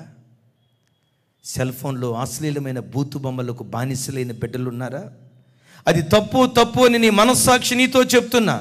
దేవునికి ఆయాసకరంగా బ్రతుకుతున్నావని నీ మనస్సాక్షి నీతో మాట్లాడుతున్నా. మనస్సు మార్చుకోకుండా ఇంతకాలం ఆ పాపపు మార్గం గుండా నువ్వు వస్తూ వచ్చావేమో. చివరికి గడిచిన రాత్రి కూడా దేవునికి ఆయాసకరమైన పనికిమాలిన బొమ్మలు చూసి గడిచిన రాత్రి కూడా దేవునికి ఆయాసకరంగా ఒకవేళ బ్రతికి ఈరోజు ప్రార్థనకు వచ్చావేమో. అయ్యా అమ్మా, అయ్యా జరిగింది, ఏదో జరిగింది. తిరిగి వెళ్ళేటప్పుడు నువ్వు పాత మార్గంలో వెళ్ళకూడదు, మరి ఒక మార్గమును నువ్వు బయలుదేరి వెళ్ళుదువుగాక. చప్పలు కొడుతూ యేసయ్యకు స్తోత్రాలు చెప్దాం. గట్టిగా చప్పలు కొడుతూ యేసయ్యకు స్తోత్రాలు చెప్దాం. వేరొక మార్గమును మనం బయలుదేరి వెళ్ళుదుముగాక. దూత హెచ్చరిస్తున్నాడు, ఏమని? జ్ఞానులారా, ఆరాధించడానికి వచ్చారు, ప్రైజ్ గాడ్. మీకు కలిగిన దానిలో కానుకలు ఇచ్చారు, ప్రైజ్ గాడ్. కానీ దేవునికి కావాల్సింది మీ ఆరాధన మాత్రమే కాదు, మీ కానుకలు మాత్రమే కాదు, మీ జేబులో నుంచి వచ్చే కానుకలు కాదు. దేవునికి కావాల్సింది మీరే దేవునికి ఒక కానుకగా మారాలి. మనమే దేవునికి ఒక కానుకగా మారాలి. తుప్పు పట్టిపోయే వెండి బంగారాలు కాదు దేవుడు నీ దగ్గర నుంచి ఆశించేది. నీ దగ్గర నుంచి ఏం కోరుకుంటున్నాడో తెలుసా? ఒకసారి నా వైపు చూడండి. నీ దగ్గర నుంచి ఏం కోరుకుంటున్నాడో తెలుసా? నీవే యేసయ్యకు ఒక దివ్యమైన కానుకగా మారాలి. దేవుడు అలా బలపరచును గాక. ఆఖరి మాట చెప్తాను, ఇక ప్రార్థన చేస్తాను.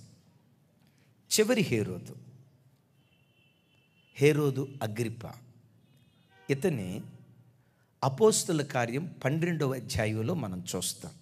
హేరోదు అగ్రిప్ప, ఇతని గూర్చి బైబిల్లో చదివిస్తేనే కొంచెం మనకు క్లారిఫికేషన్ వస్తుంది. ఒకసారి చూడండి, అపోస్తుల కార్యాలు 12వ అధ్యాయం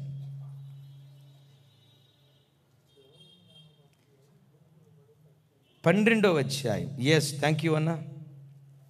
12వ అధ్యాయం మొదటి 2 వచనాలు ఎవరైనా చదవండి. అపోస్తుల కార్యాలు.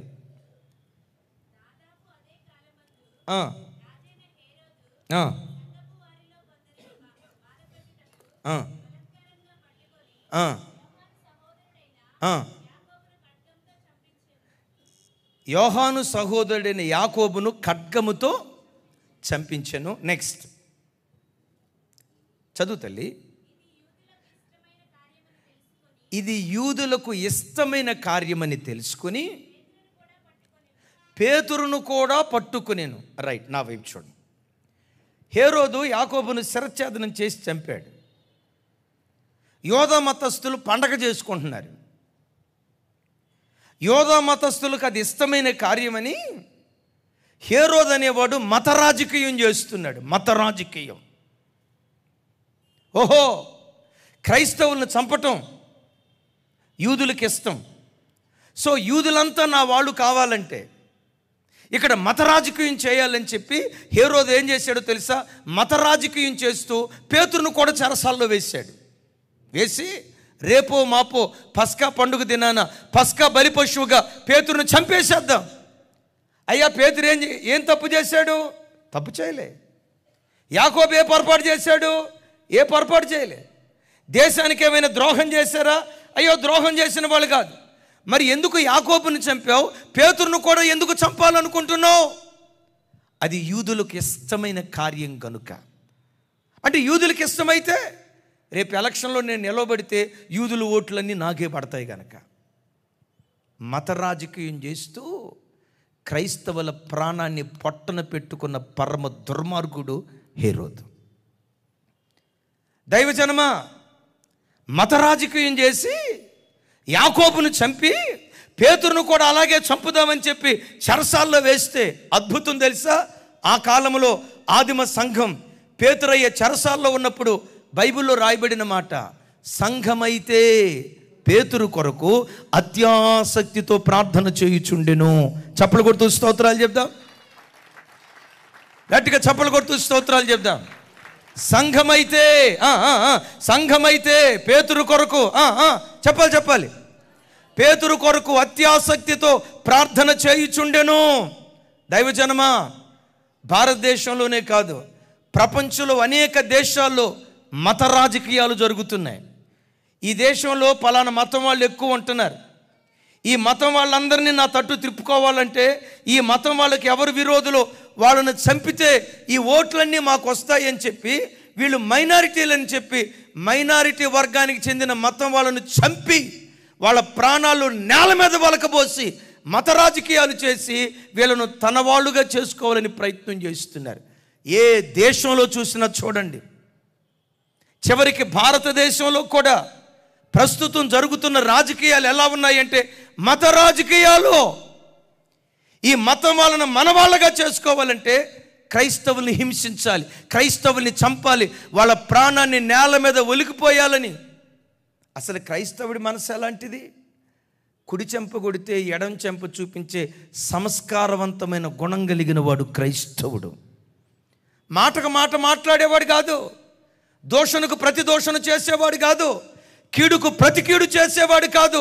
ఈ ప్రపంచంలో శాంతి కాముకులు ఎవరైనా భూమి మీద ఉన్నారా అంటే 100కి 100 పాళ్ళు క్రైస్తవ జనం ఒక్కటే. క్రైస్తవ జనం ఒక్కటే. ప్రపంచంలో ఆయా మతాల వారు వారి మతాలను కాపాడుకోవటానికి ఎదుటి వాళ్ళను చంపి ఎదుటి వాళ్ళ ప్రాణాలు తీసి వాళ్ళ మతాలు స్థాపించుకుంటున్నారు. కానీ క్రైస్తవం ఎలాంటిదో తెలుసా? ఎదుటివాడి ప్రాణాలు తీసి ప్రభు తన మార్గాన్ని స్థాపించలేదు. ఆయనే తన ప్రాణాన్ని ధారపోసి ప్రాణం పెట్టి ఈ పవిత్రమైన మార్గాన్ని స్థాపించాడు. క్రైస్తవులు కుడి చెంప కొడితే ఎడం చెంప చూపించే సాత్వికులు అన్న సంగతి వారు ఎరుగక ఈ సాత్వికం వాళ్ళ చేతగానితనమని అనుకొని మీరు ఎక్కడైనా చూడండి, క్రైస్తవులంటే చాలు కాలు దువ్వుతారు, మత రాజకీయాలు చేస్తారు. మరి ఇలాంటి దినాల్లో మనం ఏం చేద్దాం? లోకంలో ప్రజలంతా మత రాజకీయాలు చేస్తూ ఉంటే జెండాలు పట్టుకొని ఏమంటారన్నా పెద్దగా ఫ్లెక్స్లు పట్టుకొని క్రైస్తవులుగా మాకు న్యాయం జరగాలి, క్రైస్తవ్యం వర్ధిల్లాలి అని స్లోగన్స్ చేద్దామా? మన సంఘాలలో కడుపు మార్చుకొని నిద్ర చంపుకొని దేవుని సన్నిధిలో మొరపెడుతూ ప్రార్థన చేద్దామా? వీధుల మీద మన శబ్దాలు చేయలేని కార్యం ప్రార్థన గదిలో మనం చేసే శబ్దం పరలోకమందలి దేవుని కదిలిస్తుంది. Praise the Lord. అలాగని ధర్నాలు చేయటం తప్పని కాదు నా అభిప్రాయం, మనకు న్యాయం చేయమని అడగటం తప్పని కాదు నా అభిప్రాయం. కానీ దైవజనమా, దానికంటే ప్రతి క్రైస్తవ సంఘం ఆదిమ సంఘంలాగా మత రాజకీయాలు పెట్టిరుగుతున్న ఈ దినాల్లో ప్రార్థన గదిలో మోకరించి, సంఘాలలో మోకరించి, దేవుని మందిరాల్లో మోకరించి మనం ప్రార్థన చేస్తూ ఉంటే సంఘం వల్ల ప్రార్థన చేయటాన్ని బట్టి ఏం జరిగిందో తెలుసా? పేతురు చెరసాలలో నుంచి బయటకు వచ్చాడు. యాకోబును పేతురును ఏ హేరోదు చంపాడో ఆ హేరోదు పురుగులు బడి కుక్క చావు చచ్చాడు. ఇది పాత నిబంధనలో జరిగిన కార్యం కాదు, క్రొత్త నిబంధనలో జరిగిన కార్యం. ఏం జరిగింది? సంఘం ప్రార్థన చేస్తూ ఉంటే చెరలో ఉన్న పేతురు విడుదల పొందాడు. సంఘమా, మీరే సంఘాలకు వెళ్తున్నారో నాకు తెలీదు. ఒక దైవజనుడిగా, ఒక అన్నగా, ఒక తండ్రిగా చెప్తున్నాను, ఆదివారపు ఆరాధనకి మీరు ఎలా వెళ్తారో మందిరాలలో జరిగే ఉపవాస ప్రార్థనలు కూడా అలా మీరు పరిగెత్తుకుంటూ వెళ్ళుదురుగాక. నేనంట, మందిరంలో వాక్యం ప్రకటించబడిన దానికంటే, మందిరంలో పాటలు పాడిన దానికంటే, మందిరంలో ఆరాధన జరిగిన దానికంటే ప్రతి మందిరములో ప్రార్థనలు ఎక్కువగా జరుగునుగాక. ఎందుకు ప్రార్థనలు ఎక్కువగా జరగాలి? ప్రభువారు అంటారు కదా, నా మందిరము సమస్త జనులకు సౌండ్ పెంచాల. అంటే మందిరం ఎలా చూడాలని ప్రభు అనుకుంటున్నాడు? కొంచెం పెద్దగా చెప్పాలి. ఎలా చూడాలనుకుంటున్నాడు? మందిరంలో వాక్యం ప్రకటించబడిన దానికంటే, పాటల కార్యక్రమం జరిగిన దానికంటే, ఆరాధన జరిగిన దానికంటే ప్రతి మందిరంలో ప్రార్థనలు ఎక్కువగా జరగాలి. ఈ రోజున మతోన్మాదపు శక్తులు పెట్టరేగిపోవటానికి కారణం ఏంటో చెప్పమంటారా? సంఘాలలో ప్రార్థనా పరులు కరువైపోవటాన్ని బట్టి, ఉపవసించే ప్రజలు కరువైపోవటాన్ని బట్టి, సంఘ క్షేమం కొరకు ఆదిమ సంఘంలాగా అత్యాసక్తితో ప్రార్థన చేసే ప్రార్థనా పరులు సంఘాలలో కరువైపోవటాన్ని బట్టి మతోన్మాదులు చెలరేగుతున్నారు. దైవజనమా, సంఘంగా మనం కూడుకొని ప్రార్థన చేస్తూ ఉంటే మతోన్మాద శక్తుల పీచము ననచడానికి దేవుడు శక్తి కలిగినటువంటి వాడు. అన్ని మతాలకు సమన్యాయం జరిగేటట్లుగా దేవుడు కార్యాలు చేయునుగాక. గట్టిగా చెప్దాం ఆమేన్. ఈ రోజున సంఘాలు కరువైపోయింది ఏంటో తెలుసా? పాటగాళ్ళు ఎక్కువైపోయారు, ప్రసంగికులు ఎక్కువైపోయారు, ఆరాధికులు ఎక్కువైపోయారు, ప్రార్థనా పరులు తక్కువైపోయారు. ప్రార్థనా పరులు తక్కువైపోయారు. ఒక భక్తుడు అంటాడు, ఒక్క ప్రార్థనా పరుడు 100 మంది ప్రసంగికులతో సమానమట. 100 మంది ప్రసంగికులు చేయగలిగిన కార్యం ఒక్క ప్రార్థనా పరుడు చేయగలుగుతాడట. 100 మంది ప్రసంగికులు చేయగలిగిన కార్యం. అమ్మా తల్లి, నా వైపు చూడండి. ఒకవేళ అయ్యో నేను సేవ చేయలేకపోయానే, నేను దైవ సేవకురాలను కాలేకపోయానే, ఎవరు దిగులు పడద్దు. మీరు ఇంట్లో దేవుని సన్నిధిలో మోకరించి ప్రార్థన చేస్తారే, మందిరంలో దేవుని సన్నిధిలో మోకరించి ఎస్, ఈరోజు ప్రార్థనకు వచ్చిన బిడ్డల్లో వెనక మా మందిరానికి వచ్చి ఒక బిడ్డ ఉంది, పద్మా సిస్టర్ అని. ఎన్నో రాత్రులు మందిరానికి వచ్చి తాను తన కూతురు ఎన్నో రాత్రులు రాత్రిపూట మందిరంలో గడుపుతూ ఉదయం 4-4:30 దాకా, రాత్రి 10 నుండి రాత్రి అంతా బిడ్డ మందిరంలో ప్రార్థన చేస్తుంది. 100 మంది సేవకులు చేయగలిగిన సేవ ఎంతో, ఒక్క ప్రార్థనా పరుడు చేయగలిగిన సేవ అంత గొప్పది. నా చేతులెత్తి దీవిస్తున్నాను, మీరు వెళ్తున్న మీ మందిరాలకు మీరు అలాంటి వారిగా మారుదురుగాక. సౌండ్ పెంచండి గట్టిగా. ఎలాంటి వారిగా మారదాం? సంఘాలకు ఈరోజు ప్రసంగికులు ఎక్కువైపోయారు, పాటగాళ్ళు ఎక్కువైపోయారు, వాయిద్యకారులు ఎక్కువైపోయారు, ఆరాధికులు ఎక్కువైపోయారు. వీళ్ళందరూ ఎక్కువైపోయారు, కానీ అత్యవసరమైన ప్రార్థనా పరులు మాత్రం తక్కువైపోయారు సంఘాల్లో. సింపుల్, అవునో కాదో చెప్తా. నేను మిమ్మల్ని అడుగుతా చూడండి. ఆదివారపు ఆరాధనకు 100 మంది వచ్చారనుకోండి, ఆదివారపు ఆరాధనకి 100 మంది వచ్చారనుకోండి, మిమ్మల్ని అడుగుతా, శుక్రవారం జరిగే ఉపవాస ప్రార్థనకి ఎంతమంది వస్తారు చెప్పండి? ఏమంత సీరియస్గా చూస్తున్నారండి? తమ్ముడు నోయల్ ఎంతమంది వస్తారు? సహజంగా ఎక్కువ శాతం. ఆదివారపు ఆరాధనకు 100 మంది వస్తే శుక్రవారం ఉపవాస ప్రార్థనకి 10 మంది, దశంభాగం. ఈ 10 మంది కూడా ఎవరో చెప్పమంటారా? ఈ 10 మంది కూడా ఎవరు వస్తారో చెప్పమంటారా? గోడ కానుకొని నిద్రపోయే ముసలి బ్యాచే వస్తుంది. వాళ్ళు ఎందుకు వస్తారో చెప్పమంటారా? ఇంట్లో పని లేక కాదు. ఆ తల్లులు గడిచిన దినాల్లో ప్రార్థన ద్వారా దేవుని పరాక్రమాన్ని రుచి చూశారు, ప్రార్థన ద్వారా ఎన్నో అద్భుతాలు చవిచూచారు. ప్రార్థన ద్వారా ఎన్నో విజయాలు ఆ తల్లులు అనుభవించడాన్ని బట్టి ప్రార్థన చేయటానికి శక్తి లేకపోయినా, అంతసేపు కూర్చునే ఓపిక లేకపోయినా, శరీరంలో ఆరోగ్యం సహకరించకపోయినా, ఏదో మందిరంలో ఒక మూలను కూర్చొని గోడకు ఆనుకోనన్న స్తోత్రం స్తోత్రం అంట ఒక చిన్న ప్రార్థన చేద్దామని ఆ వృద్ధ తల్లులు వస్తున్నారే. నేనంట కనీసం ఈ మాత్రం ఉద్యమమైన మన సంఘాల్లో ఉన్నదంటే ఆ వృద్ధ తల్లులు చేసేటువంటి ప్రార్థనే ప్రార్థన. నువ్వు వెళ్తున్న సంఘంలో ఒక అంగలార్పు విద్య కలిగిన తల్లిగా నువ్వు మారు, రోదనా తల్లిగా మారు, విలపించే తల్లిగా మారు. అలా సంఘం ప్రార్థించినట్లుగా లేఖనాల్లో మనం చూస్తున్నాం. యేసయ్యకి మహిమ కలుగును గాక. ఒకసారి నా వైపు చూడు. ఆదివారపు ఆరాధనకు 100 మంది వచ్చారు, శుక్రవారం ఉపవాస ప్రార్థనకు 10 మంది వచ్చారు. సరదాగా ఒక మాట అడుగుతా, మీరేం సీరియస్గా చూడొద్దు, నవ్వుతో నా వైపు చూడండి. ఆదివారపు ఆరాధనకు 100 మంది వచ్చారు. ఆ ఆదివారం ఆరాధనలో భోజనాలు పెడతా ఉంటే ఎంతమంది వస్తారు చెప్పండి? ఆ భోజనాల ప్రార్థనలో మాంసం పెడుతున్నారంటే సచ్చినోడు కూడా సమాధిలోంచి చర్చికి వచ్చేస్తాడు. అప్పుడు చర్చి సరిపోదు, మీరు ఏ చర్చి అయినా చూడండి, బయట టెంట్లు వేయాల్సిందే. చర్చి ఫుల్, బయట టెంట్లు వేయాలి, టెంట్లో ఫుల్, రోడ్డు మీద కుర్చీలు. అరే ఆదివారపు ఆరాధనకు 100 మంది వచ్చారు, భోజనాల ప్రార్థన అంటే 500 మంది వచ్చారు, ఉపవాస ప్రార్థన అంటే 10 మంది. నేను అతిశయానికి చెప్పట్లా, మీ సంఘాలను పురికొల్పటానికి చెప్తున్నాను. ఎమాన్యుయల్ మినిస్ట్రీస్ జీడిమెట్ల ఇండస్ట్రియల్ ఏరియాలో ఉంది. ప్రతి సంవత్సరం 21 దినాలు ఉపవాస ప్రార్థన జరిగింది. 21 దినాలు, ప్రతి పగలు ప్రతి రాత్రి 21 దినాలు కంటిన్యూస్గా జరుగుతాయి. విచిత్రం తెలుసా, ఉపవాస ప్రార్థనలో కూడా మా చర్చ్ ఆల్మోస్ట్ ఫుల్ అయిపోద్ది. 21 దినాలు ఉపవాస ప్రార్థనలో పగటిపూట కాస్త ఖాళీ మేము చూడగలుగుతాం, కానీ సాయంత్రం అయ్యేసరికి ఫస్ట్ ఫ్లోర్ ఫుల్ అయిపోద్ది, బాల్కనీ సగం వరకు నిండేది. ఇక ముగింపు దినాలకు వచ్చేసరికి మాకు చర్చి సరిపోలే. నేనంట ఎక్కడో సోరారం, హైదరాబాద్ పట్టణంలో మా సోరారం ఇసిరేసినట్లుగా శివరు ఉంటుంది అన్నా మీద హైటెక్ సిటీ దగ్గర. మాకంటే మీరు చాలా రైట్. మా సోరారం అట్లా ఇసిరేసినట్టు ఎక్కడో మూలన ఉంటుంది. సవినయంగా తల వంచి నా ప్రభు చేసిన కార్యాన్ని చెప్తున్నాను.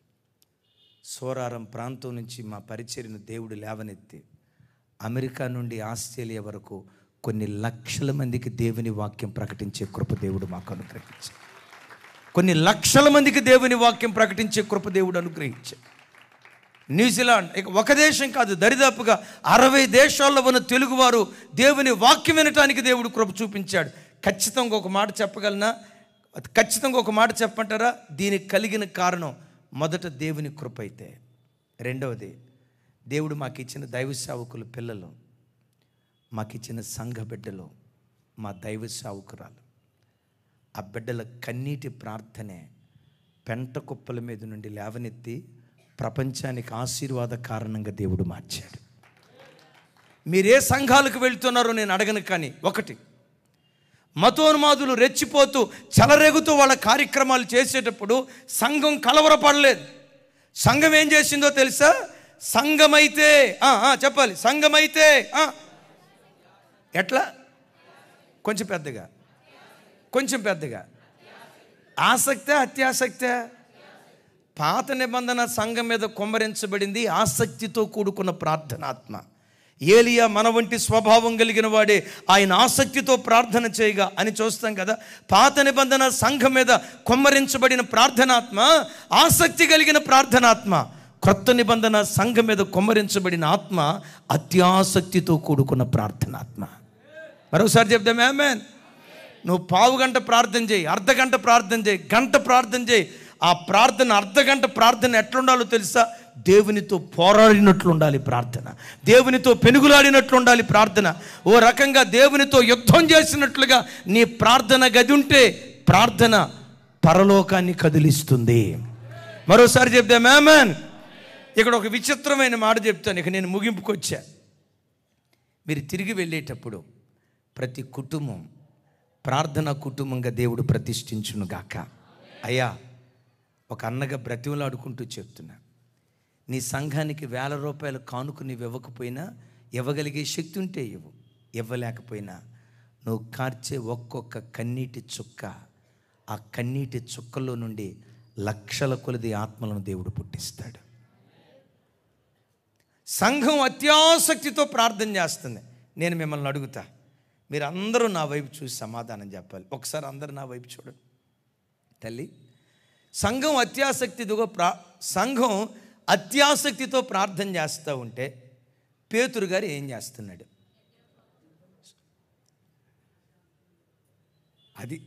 అది మీరు తప్పు చెప్తున్నారమ్మా. మా బ్రదర్ ఎవరు కరెక్ట్గా చెప్పాడు, ఎవరు అన్నారు చెప్పండి బ్రదర్. అది ప్రశాంతంగా నిద్రపోతున్నాడు. ఏదేం తోటలో ఆదాము, చెరసాలలో ఉన్న పేతురు అన్నదమ్ముళ్ళు అయిపోయారు. ఎంత గాఢ నిద్రపోతున్నాడో తెలుసా? దేవదూత గదిలోకి వచ్చింది, ప్రకాశమానమైన వెలుగు, ఆ తలుపులు వాటంతట అవే తెరుచుకున్నాయి, ప్రకాశమానమైన వెలుగు. ఇంత వెలుగు వస్తే పేతురు గారు అనుకుంటున్నాడంట, అబ్బా భలే దర్శనం కలుగుతుందిరా నాకు, అబ్బా ఈ దర్శనం దేవదూతే కనపడింది అలా అనుకుంటున్నాడు. ఆ దేవదూత వచ్చి, పేతురు అరే దేవదూతకు నా పేరు కూడా తెలిసినట్టుంది, ఏం అద్భుతమైన దర్శనం. దేవదూత లేపాడు, నడికట్టు కట్టుకున్నాడు, కాళ్ళకి చెప్పులు వేసుకున్నాడు. అల్లావుద్దీన్ అద్భుత దీపంలాగా చెరసాల గేట్లు వాటి అంతటా అవే తెరుచుకుంటూ ఉంటే అనుకుంటున్నాడు, అబ్బబ్బా భలే దర్శనం. ఆ చెరసాల దాటి గవిని బయటికి వెళ్ళిన తర్వాత కానీ బైబిల్లో రాయబడిన మాట, పేతురుకు తెలివి వచ్చి ఇది కల కాదు నిజమే అంటాడు. చప్పట్లు కొడుతూ స్తోత్రాలు చెప్దాం. అమ్మా, నువ్వు అలా ప్రార్థన చేయి. నీ పిల్లల్ని దేవుడు ఆశీర్వదించిన తర్వాత వాళ్ళ ఆశీర్వాదాన్ని చూసి నువ్వేమనుకుంటావో తెలుసా? ఇది కళ నిజమా? ఇది నా నిజ జీవితంలో జరుగుతుందా, నా కళలో జరుగుతుందా? ఆ దైవ సేవకుడు ప్రార్థించే దైవ సేవకుడైతే, ఆ దైవ సేవకురాలు నిజంగా దేవుని సన్నిధిలో మొరపెట్టే దైవ సేవకురాలు అయితే, వాళ్ళ సంఘాన్ని దేవుడు ఆశీర్వదించిన తర్వాత వాళ్ళు ఏమనుకుంటారో తెలుసా? దేవా, మా సంఘమేనా ఇలా ఆశీర్వదించబడింది, మా పరిచర్య కన్నా ఇన్ని 1000 మంది ఆత్మలు వస్తుంది, మా పరిచర్యను ఇలా నిలవబెట్టిందని ఆశ్చర్యపోయేటట్లుగా నమ్మలేనంత ఆశ్చర్య కార్యం ప్రార్థన ద్వారా దేవుడు జరిగించునుగాక. చెప్దాం ఆమేన్, గట్టిగా చెప్దాం ఆమేన్. ముగిస్తున్నాను ఇక్కడ. జ్ఞానులు తిరిగి వెళ్ళేటప్పుడు ఏమంటాడు? పాత మార్గం గుండా వెళ్ళొద్దు. ఏమంటాడు? చెప్పాలి. హేరోదు సగం యూదుడు. ఎవరైనా నామకార్థంగా బ్రతుకుతూ ఉంటే నామకార్థ స్థితిని వదిలిపెడదాం. హేరోదు పదవి వ్యామోహం కలిగిన వాడు. నాకు పదవి వద్దయ్యా, పరిచారకుడుగా బ్రతుకుతాను. హేరోదు వ్యభిచారపు ఆత్మ కలిగిన వాడు. ప్రభా, నా అపవిత్రతను విడిచిపెట్టి పవిత్రునిగా బ్రతుకుతాను. తీర్మానం చేసుకుందాం. ఆఖరి మాట, ఓ బలమైన ప్రార్థనాపరుడుగా నేను బ్రతుకుతాను. ఒక్క ప్రార్థనాపరుడు 100 మంది ప్రసంగికులకు సమానం. ఈ మీటింగ్స్ ద్వారా ప్రతి బిడ్డ ఒక ప్రార్థనాపరుడుగా దేవుని సన్నిధిలో మార్చబడును గాక. అలా నీ మార్గాన్ని మార్చుకొని వెళ్తే నా చేతులెత్తి మీ అందరినీ దీవిస్తున్నాను. 2024 సంవత్సరం మీరు ఎక్కడ అడుగుపెట్టినా విజయోత్సవంతో దేవుడు మిమ్మల్ని ఊరేగించునుగాక. విజయోత్సవంతో దేవుడు ఊరేగించునుగాక. 2023లో ఎక్కడ ఓడిపోయారో 2024లో అదే రంగంలో నా దేవుడు మిమ్మును, మీ పిల్లలను, మీ వ్యాపారాన్ని, మీ కుటుంబాన్ని దేవుడు గెలిపించునుగాక.